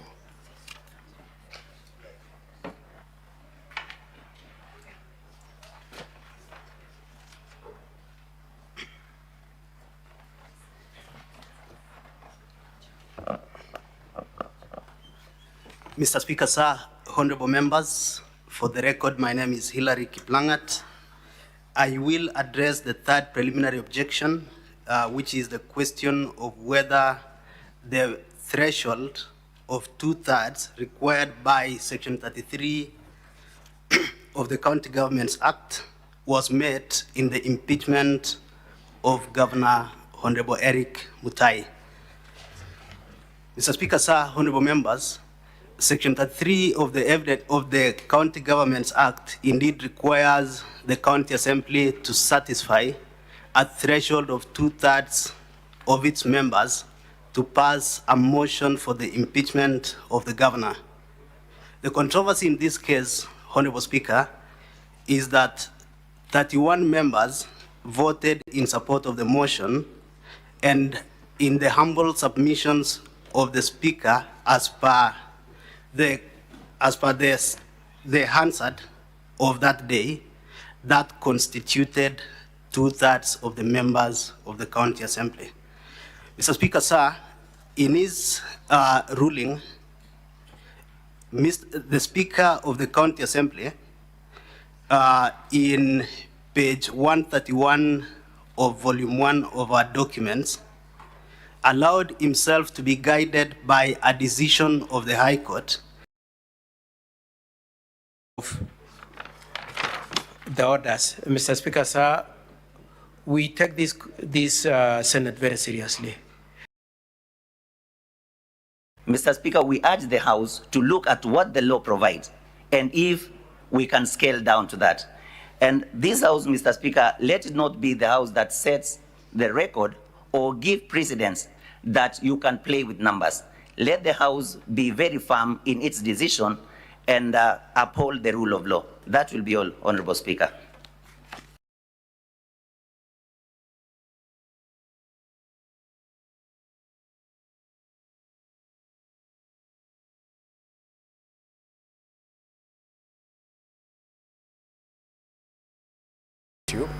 Council indicated that in correspondence that had been issued to the Office of the Clerk, the County Assembly had requested that arrangements be made to secure the anonymity of one of the witnesses who will be testifying for the County Assembly.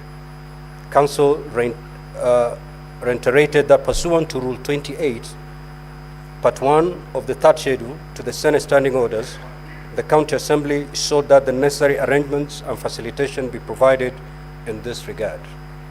On this matter, Counsel for the Governor indicated that the Governor objected to this request.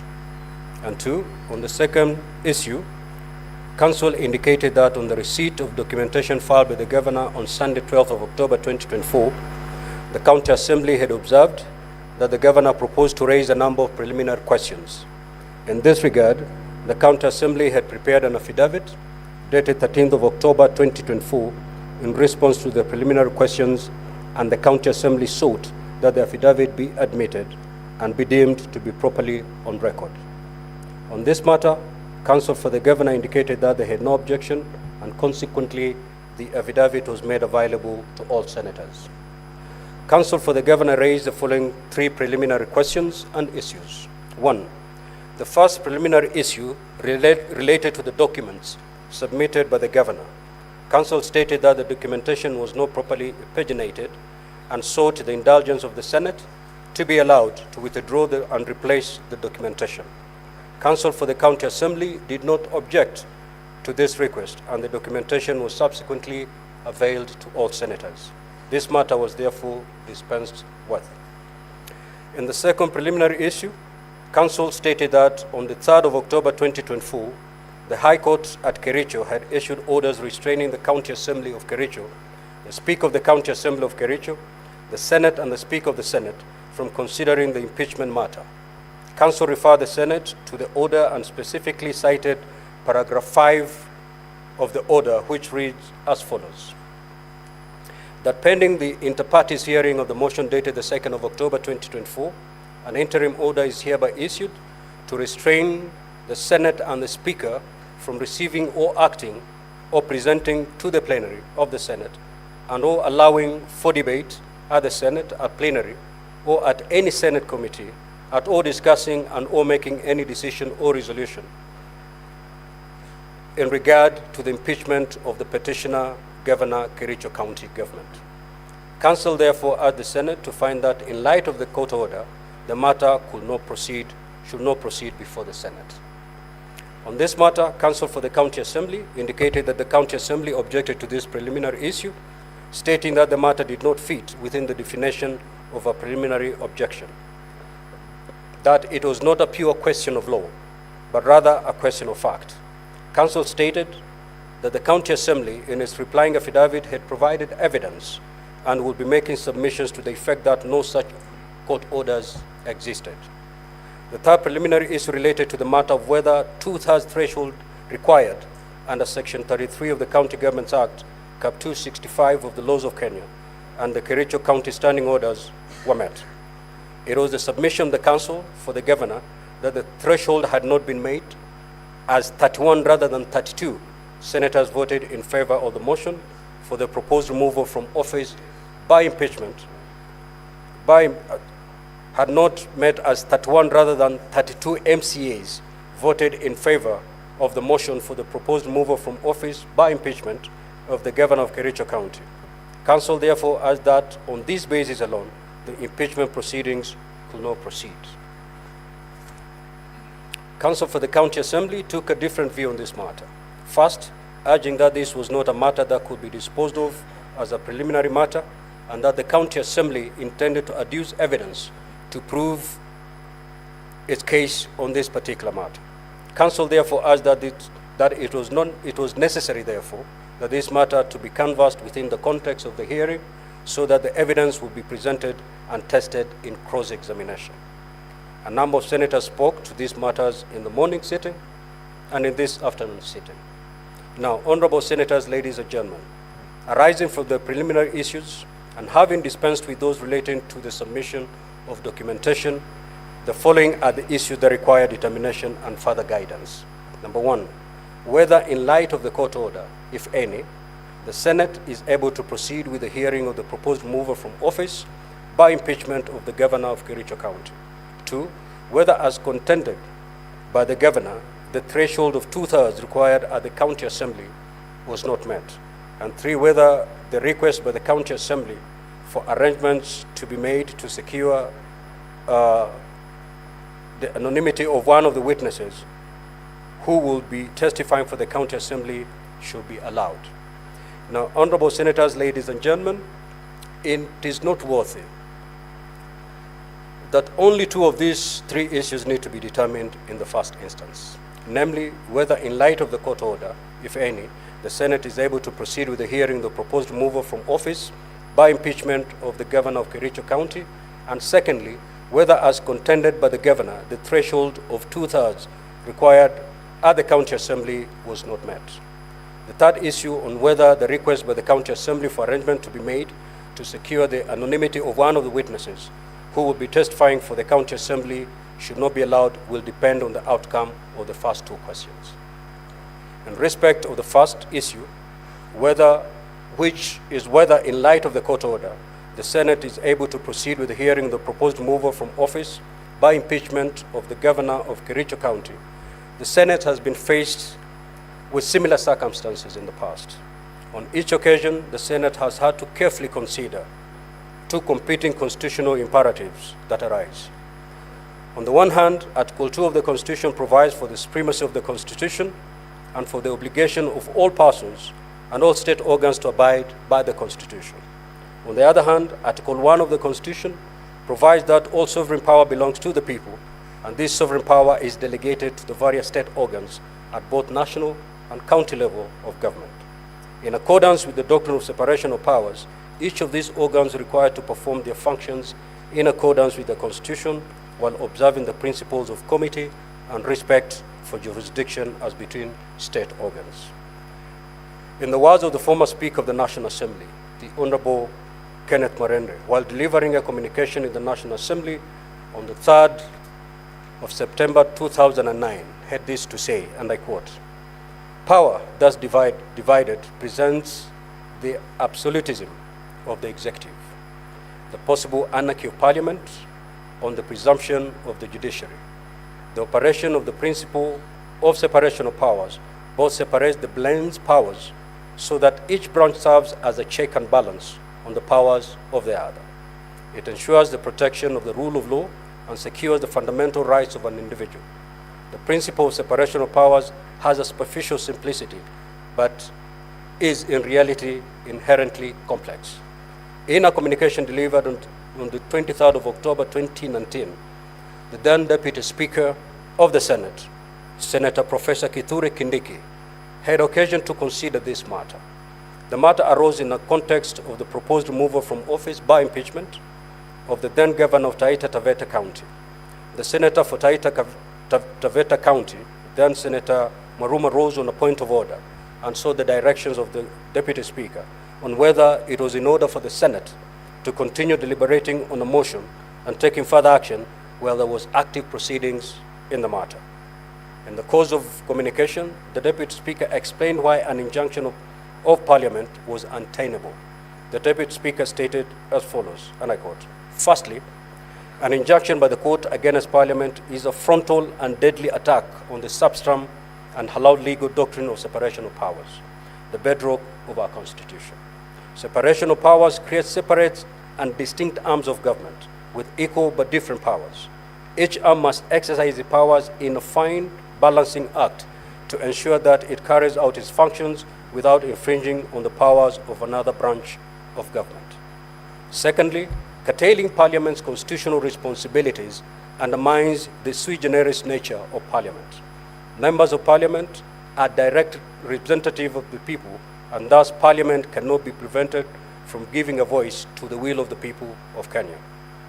There are checks and balances within the separation of powers, such that while Parliament should fulfill its responsibilities unabated, the courts will have their say in the exercise of judicial authority to declare any legislation or other output of Parliament illegal, unlawful, or unconstitutional.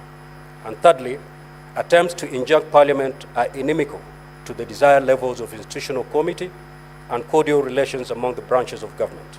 Intergovernmental relations survive on interinstitutional respect and difference in a mutual manner on the basis of reciprocity.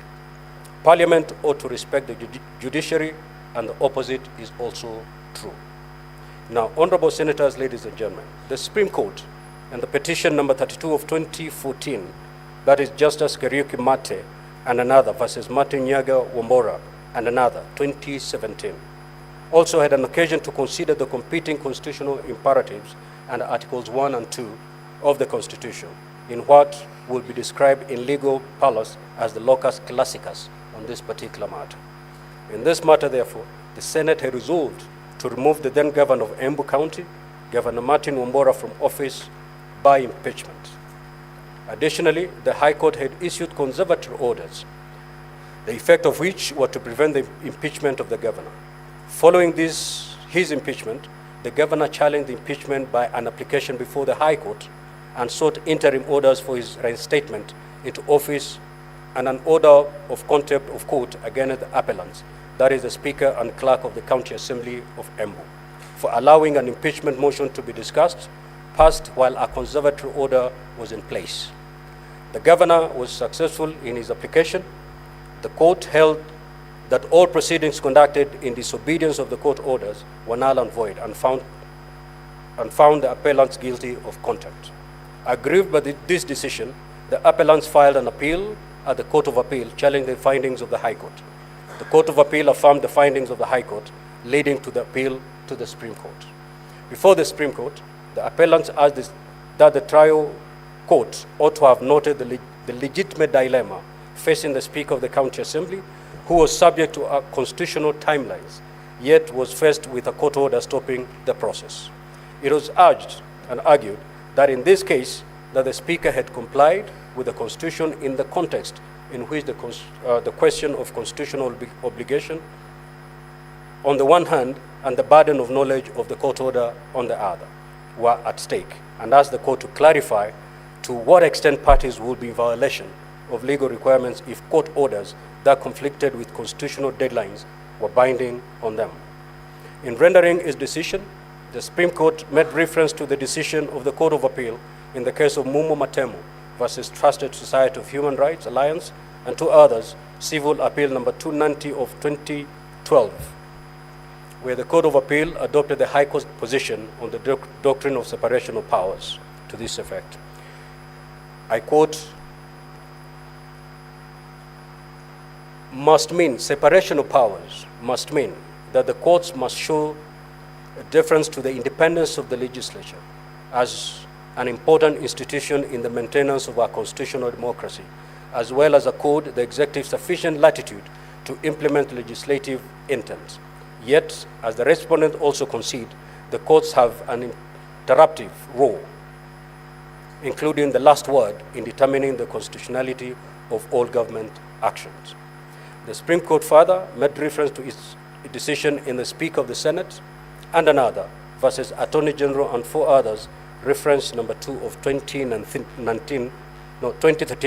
and noted that the court had cautioned against interference with running processes in other arms of government and had this to say, and I quote, "This court will not question each and every procedural infraction that may occur in either of the houses of parliament. The court cannot supervise the workings of parliament. The institutional committee between the three arms of government must not be endangered by the unwarranted intrusion into the workings of one arm by the other." The Supreme Court aptly summarized the principles applicable to separation of powers in Kenya context as follows: that each arm of government has an obligation to recognize the independence of other arms of government. 2, each arm of government is under duty to refrain from directing another arm on how to exercise its mandate. 3, the courts of law are the proper judge of compliance with constitutional edict for all public agencies, but in exercising their judgment, courts should be objective. And 4, for the due functioning of constitutional governance, the courts are to be guided by restraint, limiting themselves to intervention in requisite instances upon appreciating the prevailing circumstances and the objective needs and public interests attending to each case. And lastly, in the performance of the respective functions, every arm of government is subject to the law. In the end, the Supreme Court upheld County Speaker Justice Kericho Mate's appeal and nullified the conservatory orders that had been issued in this matter. In a more recent Court of Appeal case, that is civil application number E093 of 2023, the Honorable Kawira Mwangaza versus County Assembly of Meru and others, the Court of Appeal also considered the issue of whether a court has jurisdiction to intervene in an impeachment process that is provided for in the Constitution and which has strict timelines for determination. In its ruling, delivered on the 27th of October 2023, the Court of Appeal, while relying on the decision of the Supreme Court in the Embu impeachment matter, held as follows: that the courts cannot, in the first instance, intervene in the impeachment of the applicant. This is because of the strict timelines provided by the law. The Supreme Court decision of Justice Kericho Mate is binding on this court. The preliminary objection is therefore upheld. This court lacks jurisdiction in the first instance to consider the merits of the applicant's application, which sought conservatory orders before the impeachment process has run its constitutional and legal course. Now, honorable senators, ladies and gentlemen, I note that the constitutional mandate to impeach a governor is assigned to the County Assembly and the Senate. Article 181 of the Constitution provides the circumstances under which a governor may be removed from office. In line with the terms of Article 181(2) of the Constitution, Parliament duly enacted the County Governments Act, Cap 265, which at Section 33 sets out the procedure to be followed in the proceedings for the proposed removal of a governor. Further, Standing Order 8 of the Senate Standing Orders also provides for the procedure for removal of a governor from office. These provisions provide for strict timelines to be followed by the Senate in such proceedings. Honorable Senators, constitutional and statutory timelines cannot be wished away by the issuance of ex parte orders, as this will jeopardize the Senate's constitutional and statutory obligations. Professor Kithure Kindiki, the then Deputy Speaker in the Senate, could not have put it in a better way in a ruling that he delivered on the 23rd of October 2019 when he ruled, and I quote, "I respectively but firmly determine that beyond peradventure, courts of law cannot and shall not stop or attempt to prevent Parliament from undertaking its constitutional mandate. Neither can the judiciary compel any action to be undertaken by Parliament. I rule any injunction interfering with the work of Parliament has no effect on Parliament in exercise of its constitutional functions. Such court orders have no effect on the National Assembly or the Senate or any of their committees, respectively. In the unlikely event of any such orders, Parliament and its committees shall proceed unabated, unfettered and unhindered, as may be directed by the respective Speaker of Parliament." Now, the question of the effect, if any, of the court orders injuncting the Senate from conducting any business is well settled. In this respect, the determination on the question is the same regardless of the position advanced by the County Assembly. Whether or not there was, in fact, a court order in this matter does not matter. Nothing turns on it.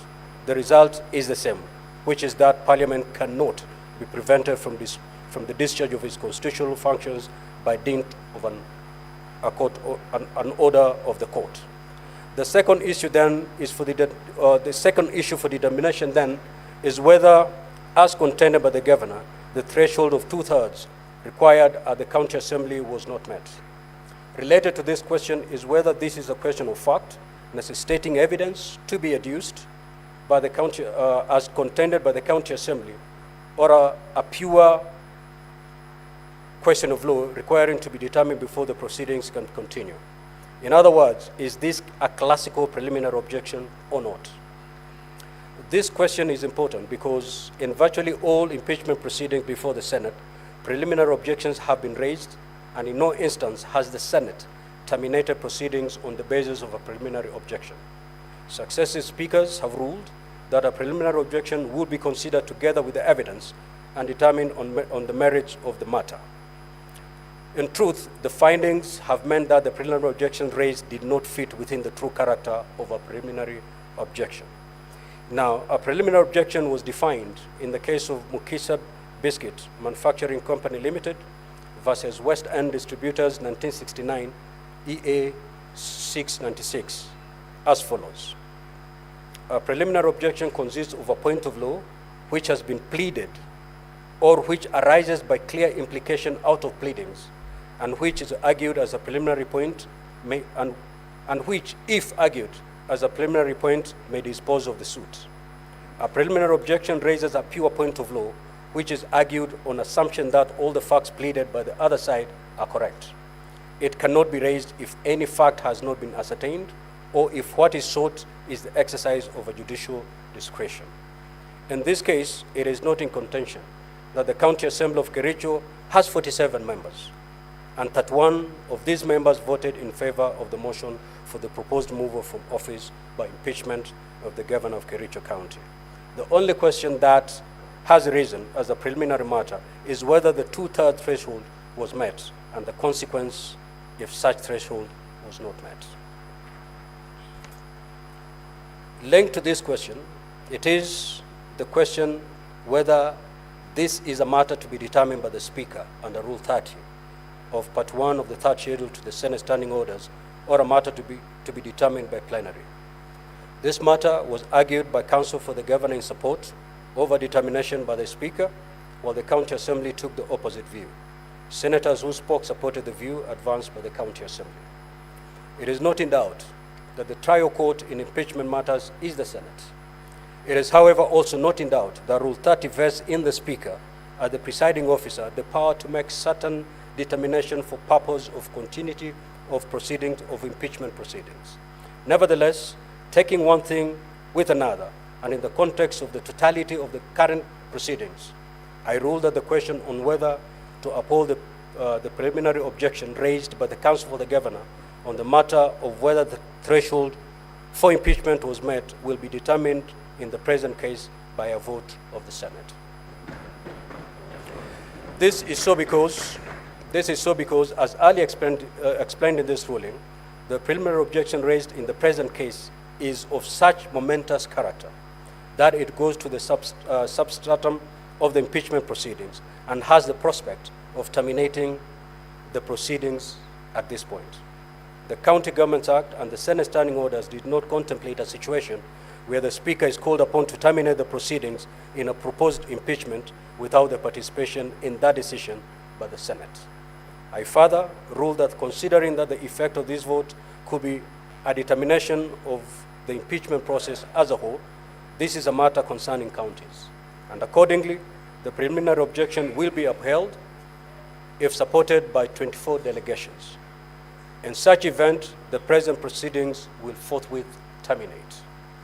The procedure for going to this vote, honorable senators, will be motion in the usual manner, preceded by a notice of motion.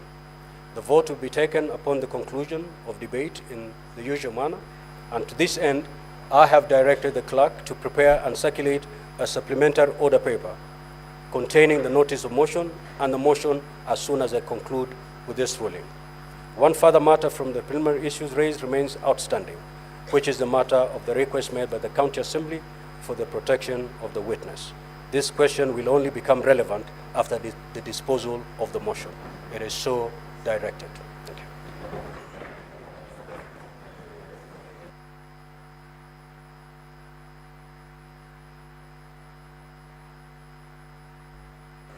Clerk, kindly circulate the supplementary order paper so that we get down to business.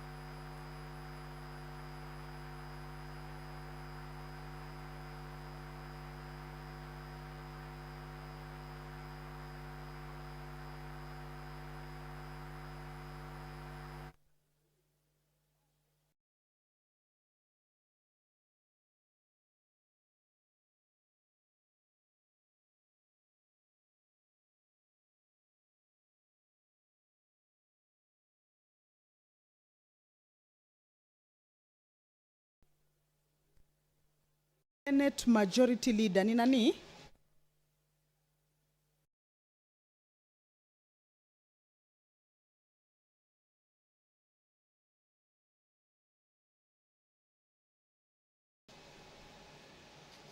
Well, the senators are currently waiting for the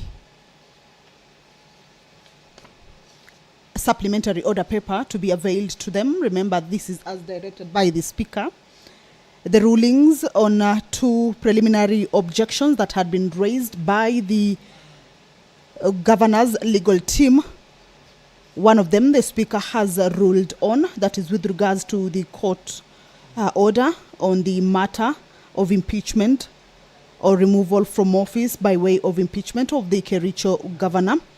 And right now, the other preliminary objection that the senators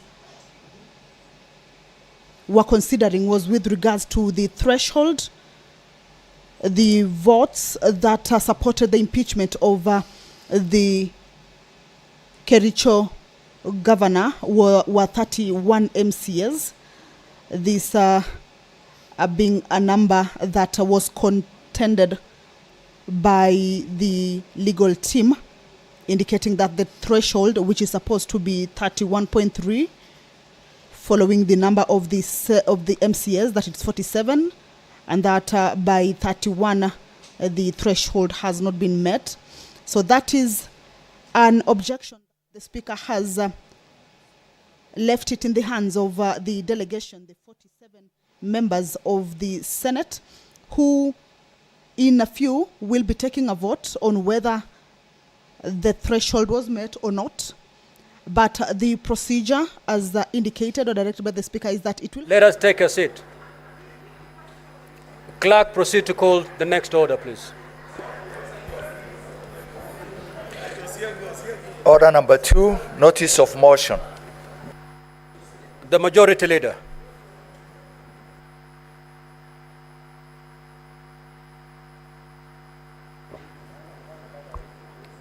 Mr. Speaker, sir, I beg to give notice of the following motion. That aware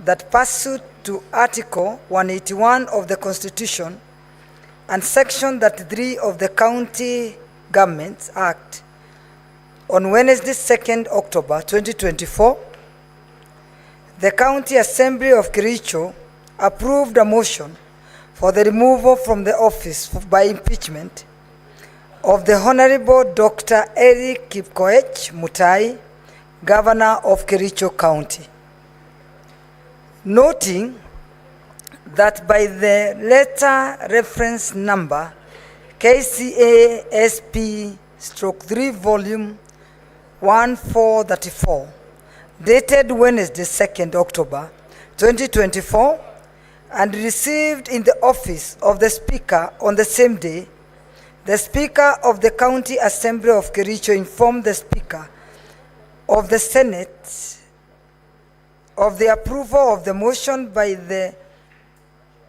County Assembly, and further forwarded to the Speaker of the Senate documents in evidence of the proceedings of the Assembly, including the list of 31 out of 47 members of the County Assembly that voted in favor of the motion for removal from office by impeachment of Honorable Dr. Eric Mutai, the Governor of Kericho County. Also noting that one of the primary objections raised by Honorable Dr. Eric Kipkoech Mutai, the Governor of Kericho County, was that the requisite threshold for passage of a motion for the removal of a governor from office by impeachment being 2/3 of the members of the County Assembly, as provided for in Section 33 of the County Government Act and Standing Order 74 of the Standing Orders of the County Assembly of Kericho, is 32 members of the County Assembly and was not met. Now, therefore, the Senate resolves to uphold the preliminary objection on the threshold required for removal of the governor from office by impeachment, provided for in Section 3 of the County Government Act and Standing Order 74 of the Standing Orders of the County Assembly of Kericho, and forthwith terminates the hearing on the proposed removal from office by impeachment of Honorable Dr. Eric Kipkoech Mutai, the Governor of Kericho County. Thank you, Mr. Speaker, sir. Next order. Order number 3, motion. Preliminary objection by the Governor of Kericho County on the threshold applied for the proposed removal from office by impeachment of the Governor of Kericho County by the County Assembly of Kericho. Majority Leader.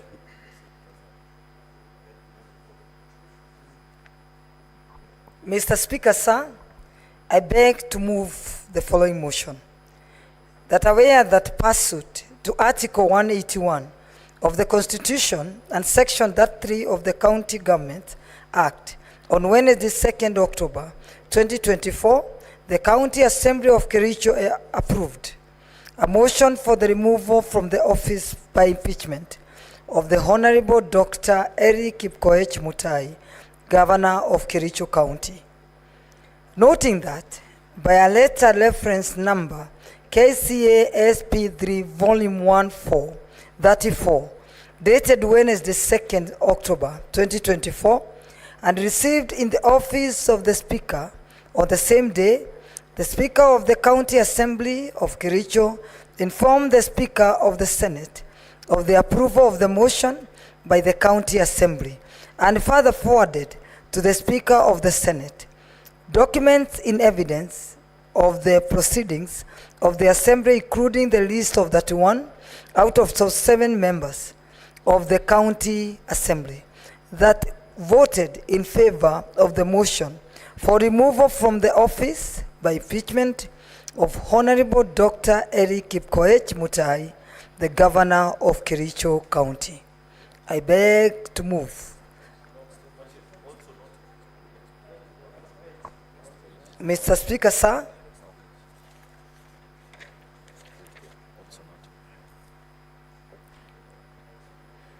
also noting that one of the primary objections raised by Honorable Dr. Eric Kipkoech Mutai, the Governor of Kericho County, was that the requisite threshold for passage of a motion for the removal of a governor from office by impeachment, being to that of the members of the County Assembly, has provided for in Section 3 of the County Government Act and Standing Order 74 of the Standing Orders of the County Assembly of Kericho is 32 members of the County Assembly and was not met.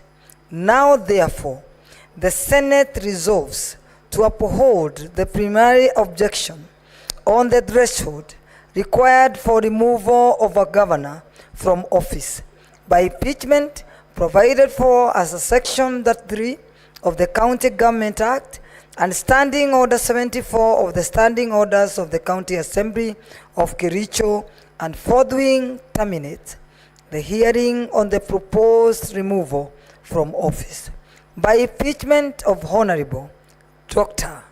Eric Kipkoech Mutai, the Governor of Kericho County.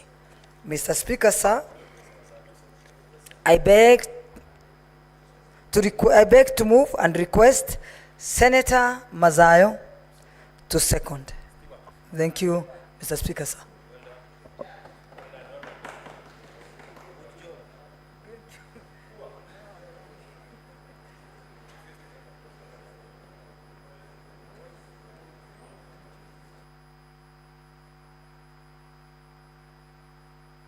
Senator for Kilifi, you have difficulties. Okay. Proceed.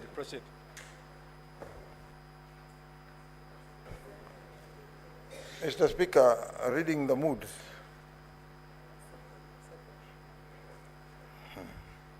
Let me second.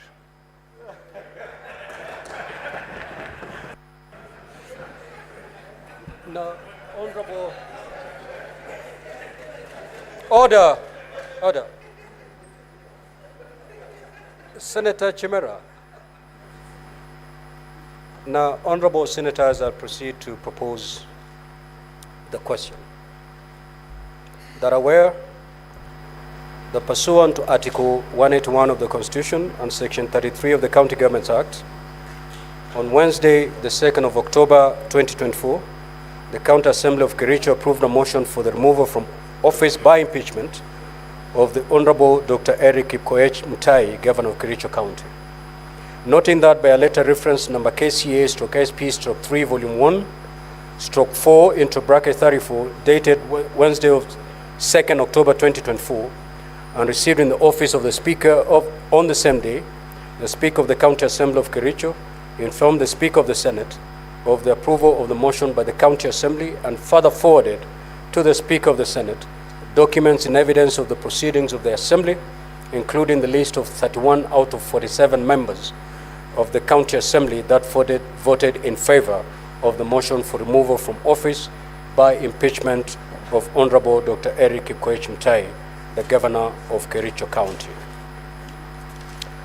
Also noting that one of the preliminary objections raised by Honorable Dr. Eric Kipkoech Mutai, the Governor of Kericho County, was that the requisite threshold for passage of a motion for the removal of a governor from office by impeachment being 2/3 of the members of the County Assembly, as provided for in Section 33 of the County Governments Act, and Standing Order 74 of the Standing Orders of the County Assembly of Kericho, is 32 members of the County Assembly and was not met.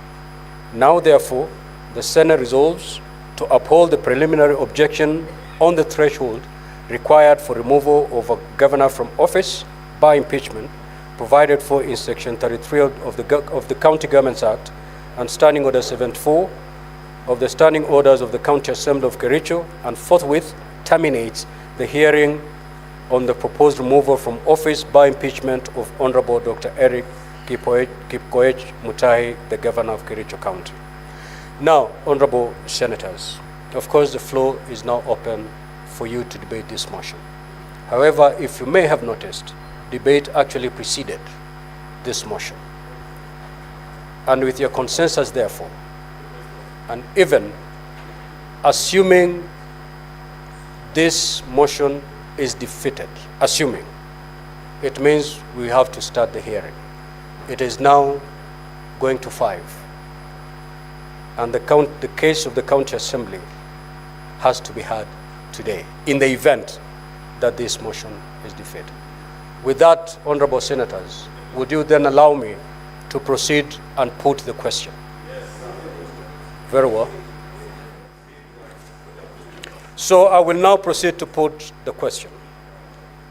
That aware that pursuant to Article 181 of the Constitution and Section 33 of the County Governments Act, on Wednesday, 2nd of October 2024, the County Assembly of Kericho approved a motion for the removal from office by impeachment of Honorable Dr. Eric Kipkoech Mutai, Governor of Kericho County. Noting that by a letter reference number KCA/SP/3 Volume 1/4 into brackets 34, dated Wednesday, 2nd of October 2024, and received in the office of the Speaker on the same day, the Speaker of the County Assembly of Kericho informed the Speaker of the Senate of the approval of the motion by the County Assembly, and further forwarded to the Speaker of the Senate documents in evidence of the proceedings of the Assembly, including the list of 31 out of 47 members of the County Assembly that voted in favor of the motion for removal from office by impeachment of Honorable Dr. Eric Kipkoech Mutai, the Governor of Kericho County. Also noting that one of the preliminary objections raised by Honorable Dr. Eric Kipkoech Mutai, the Governor of Kericho County, was that the requisite threshold for passage of a motion for the removal of a governor from office by impeachment being 2/3 of the members of the County Assembly, as provided for in Section 33 of County Governments Act, and in Standing Order 74, the Standing Orders of the County Assembly of Kericho, is 32 members of the County Assembly, and that number was not met. Now, therefore, the Senate resolved to uphold the preliminary objection on the threshold required for removal of a governor from office by impeachment, provided for in Section 33 of the County Governments Act and Standing Order 74 of the Standing Orders of the County Assembly of Kericho, and forthwith terminates the hearing on the proposed removal from office by impeachment of Honorable Dr. Eric Mutai, the Governor of Kericho County. Now, Honorable Senators have already ruled that this is a matter that concerns counties, and therefore voting shall be by delegations. We are going to vote electronically. And therefore, at this juncture, I will ask Honorable Senators to remove their cards from the delegate unit. Yeah. You may proceed to. We will get there, Senator Fernandi.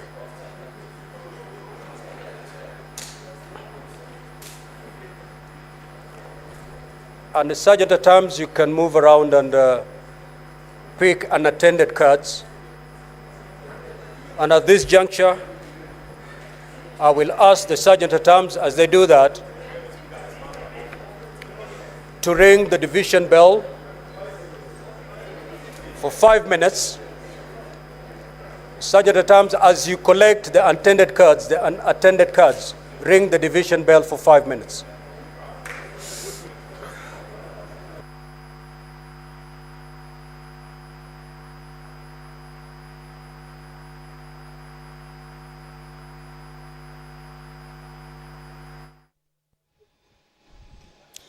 Well, senators are about to take a vote on whether they agree to the motion.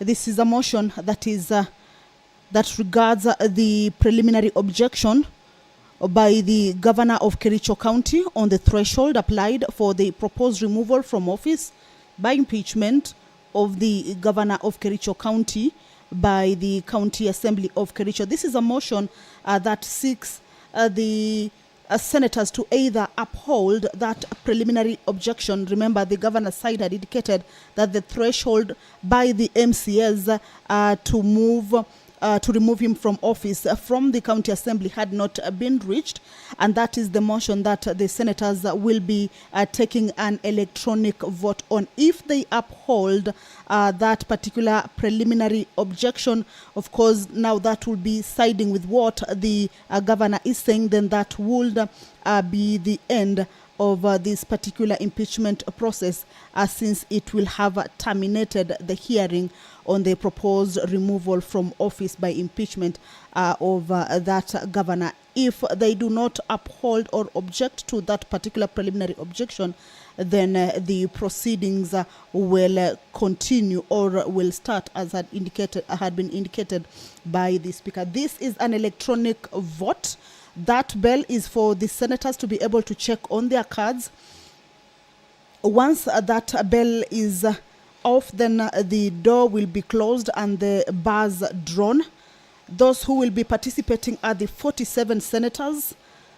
This is county delegation voting, and by county delegation means that each county delegation shall have one vote to be cast on behalf of the county by the head of the county delegation, in this case a senator who, in pursuant to the provisions of Standing Order 83 of the House, terms a county delegation or terms one senator as a county delegate or delegation, and in this case then it is only 47 senators who will be voting once that bell stops for the members to be able to take that electronic vote. This is a procedure that will determine, or shortly will be able to know, that whether the proceedings of this impeachment hearing will continue or will not continue. Once the voting starts, or during the electronic voting, senators shall cast their votes by pressing the yes, the no, or the abstain button Once the electronic voting starts, the senators shall cast their votes by pressing the yes, the no, or the abstain button at the expiry of the 5 minutes. As soon as the result of the voting appears, then the indicator board or the speaker, as the case may be, if he shall announce the results of the division forthwith. So, as the bell is on, the senators are preparing to take that vote. Once the vote starts, or that the voting starts, and we understand that we'll be expecting to see the numbers of the members who will be voting, we shall be projecting that particular board on where the voting is taking place. We shall be able to see the numbers of those who are voting yes, also be able to see those who are voting no, and as well also be able to see those who may be abstaining from taking this particular vote. Out of 47 members, the vote may be within 24 senators or 25 to indicate that the vote has taken a certain side. Either they have upheld the preliminary objection on the threshold as indicated by the governor's side, or they are not upholding that particular preliminary objection. That is a bell that the members currently are checking on their cards. It will be electronic voting. And once that is done, the doors will be closed and bars drawn for the voting to take place. Kindly close the door and draw the bar.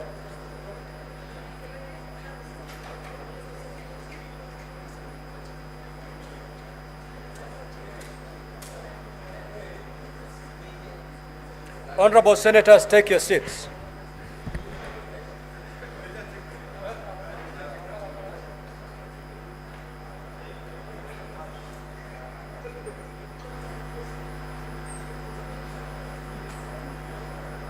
Senator Muma and Senator Lekina, please take your seat.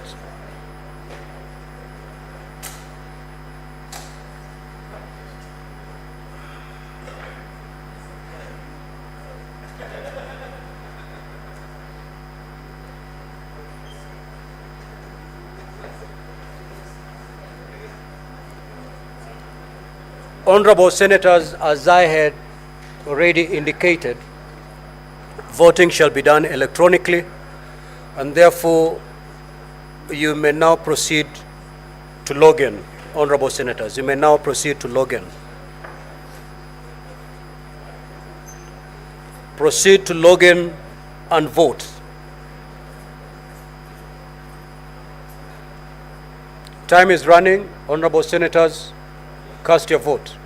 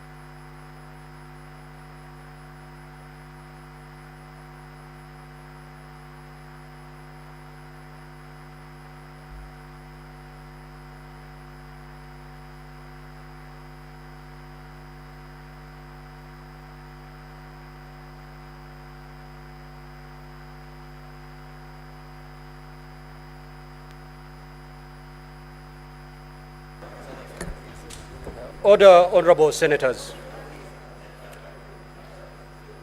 Senator for Homa Bay. Take your seat, please. Thank you. Now, honorable senators, the result for the division is as follows. Ayes at 34, nays at 10, abstention at 0. So the ayes have it. Sergeant at arms, you may now withdraw the bar and open the door. Now, honorable senators, the motion having been approved, the hearing proceedings on the proposed removal from office by impeachment of Honorable Dr. Eric Kipkoech Mutai, the Governor of Kericho County, hereby terminates. And the Senate now stands adjourned until tomorrow, Tuesday at 9 a.m.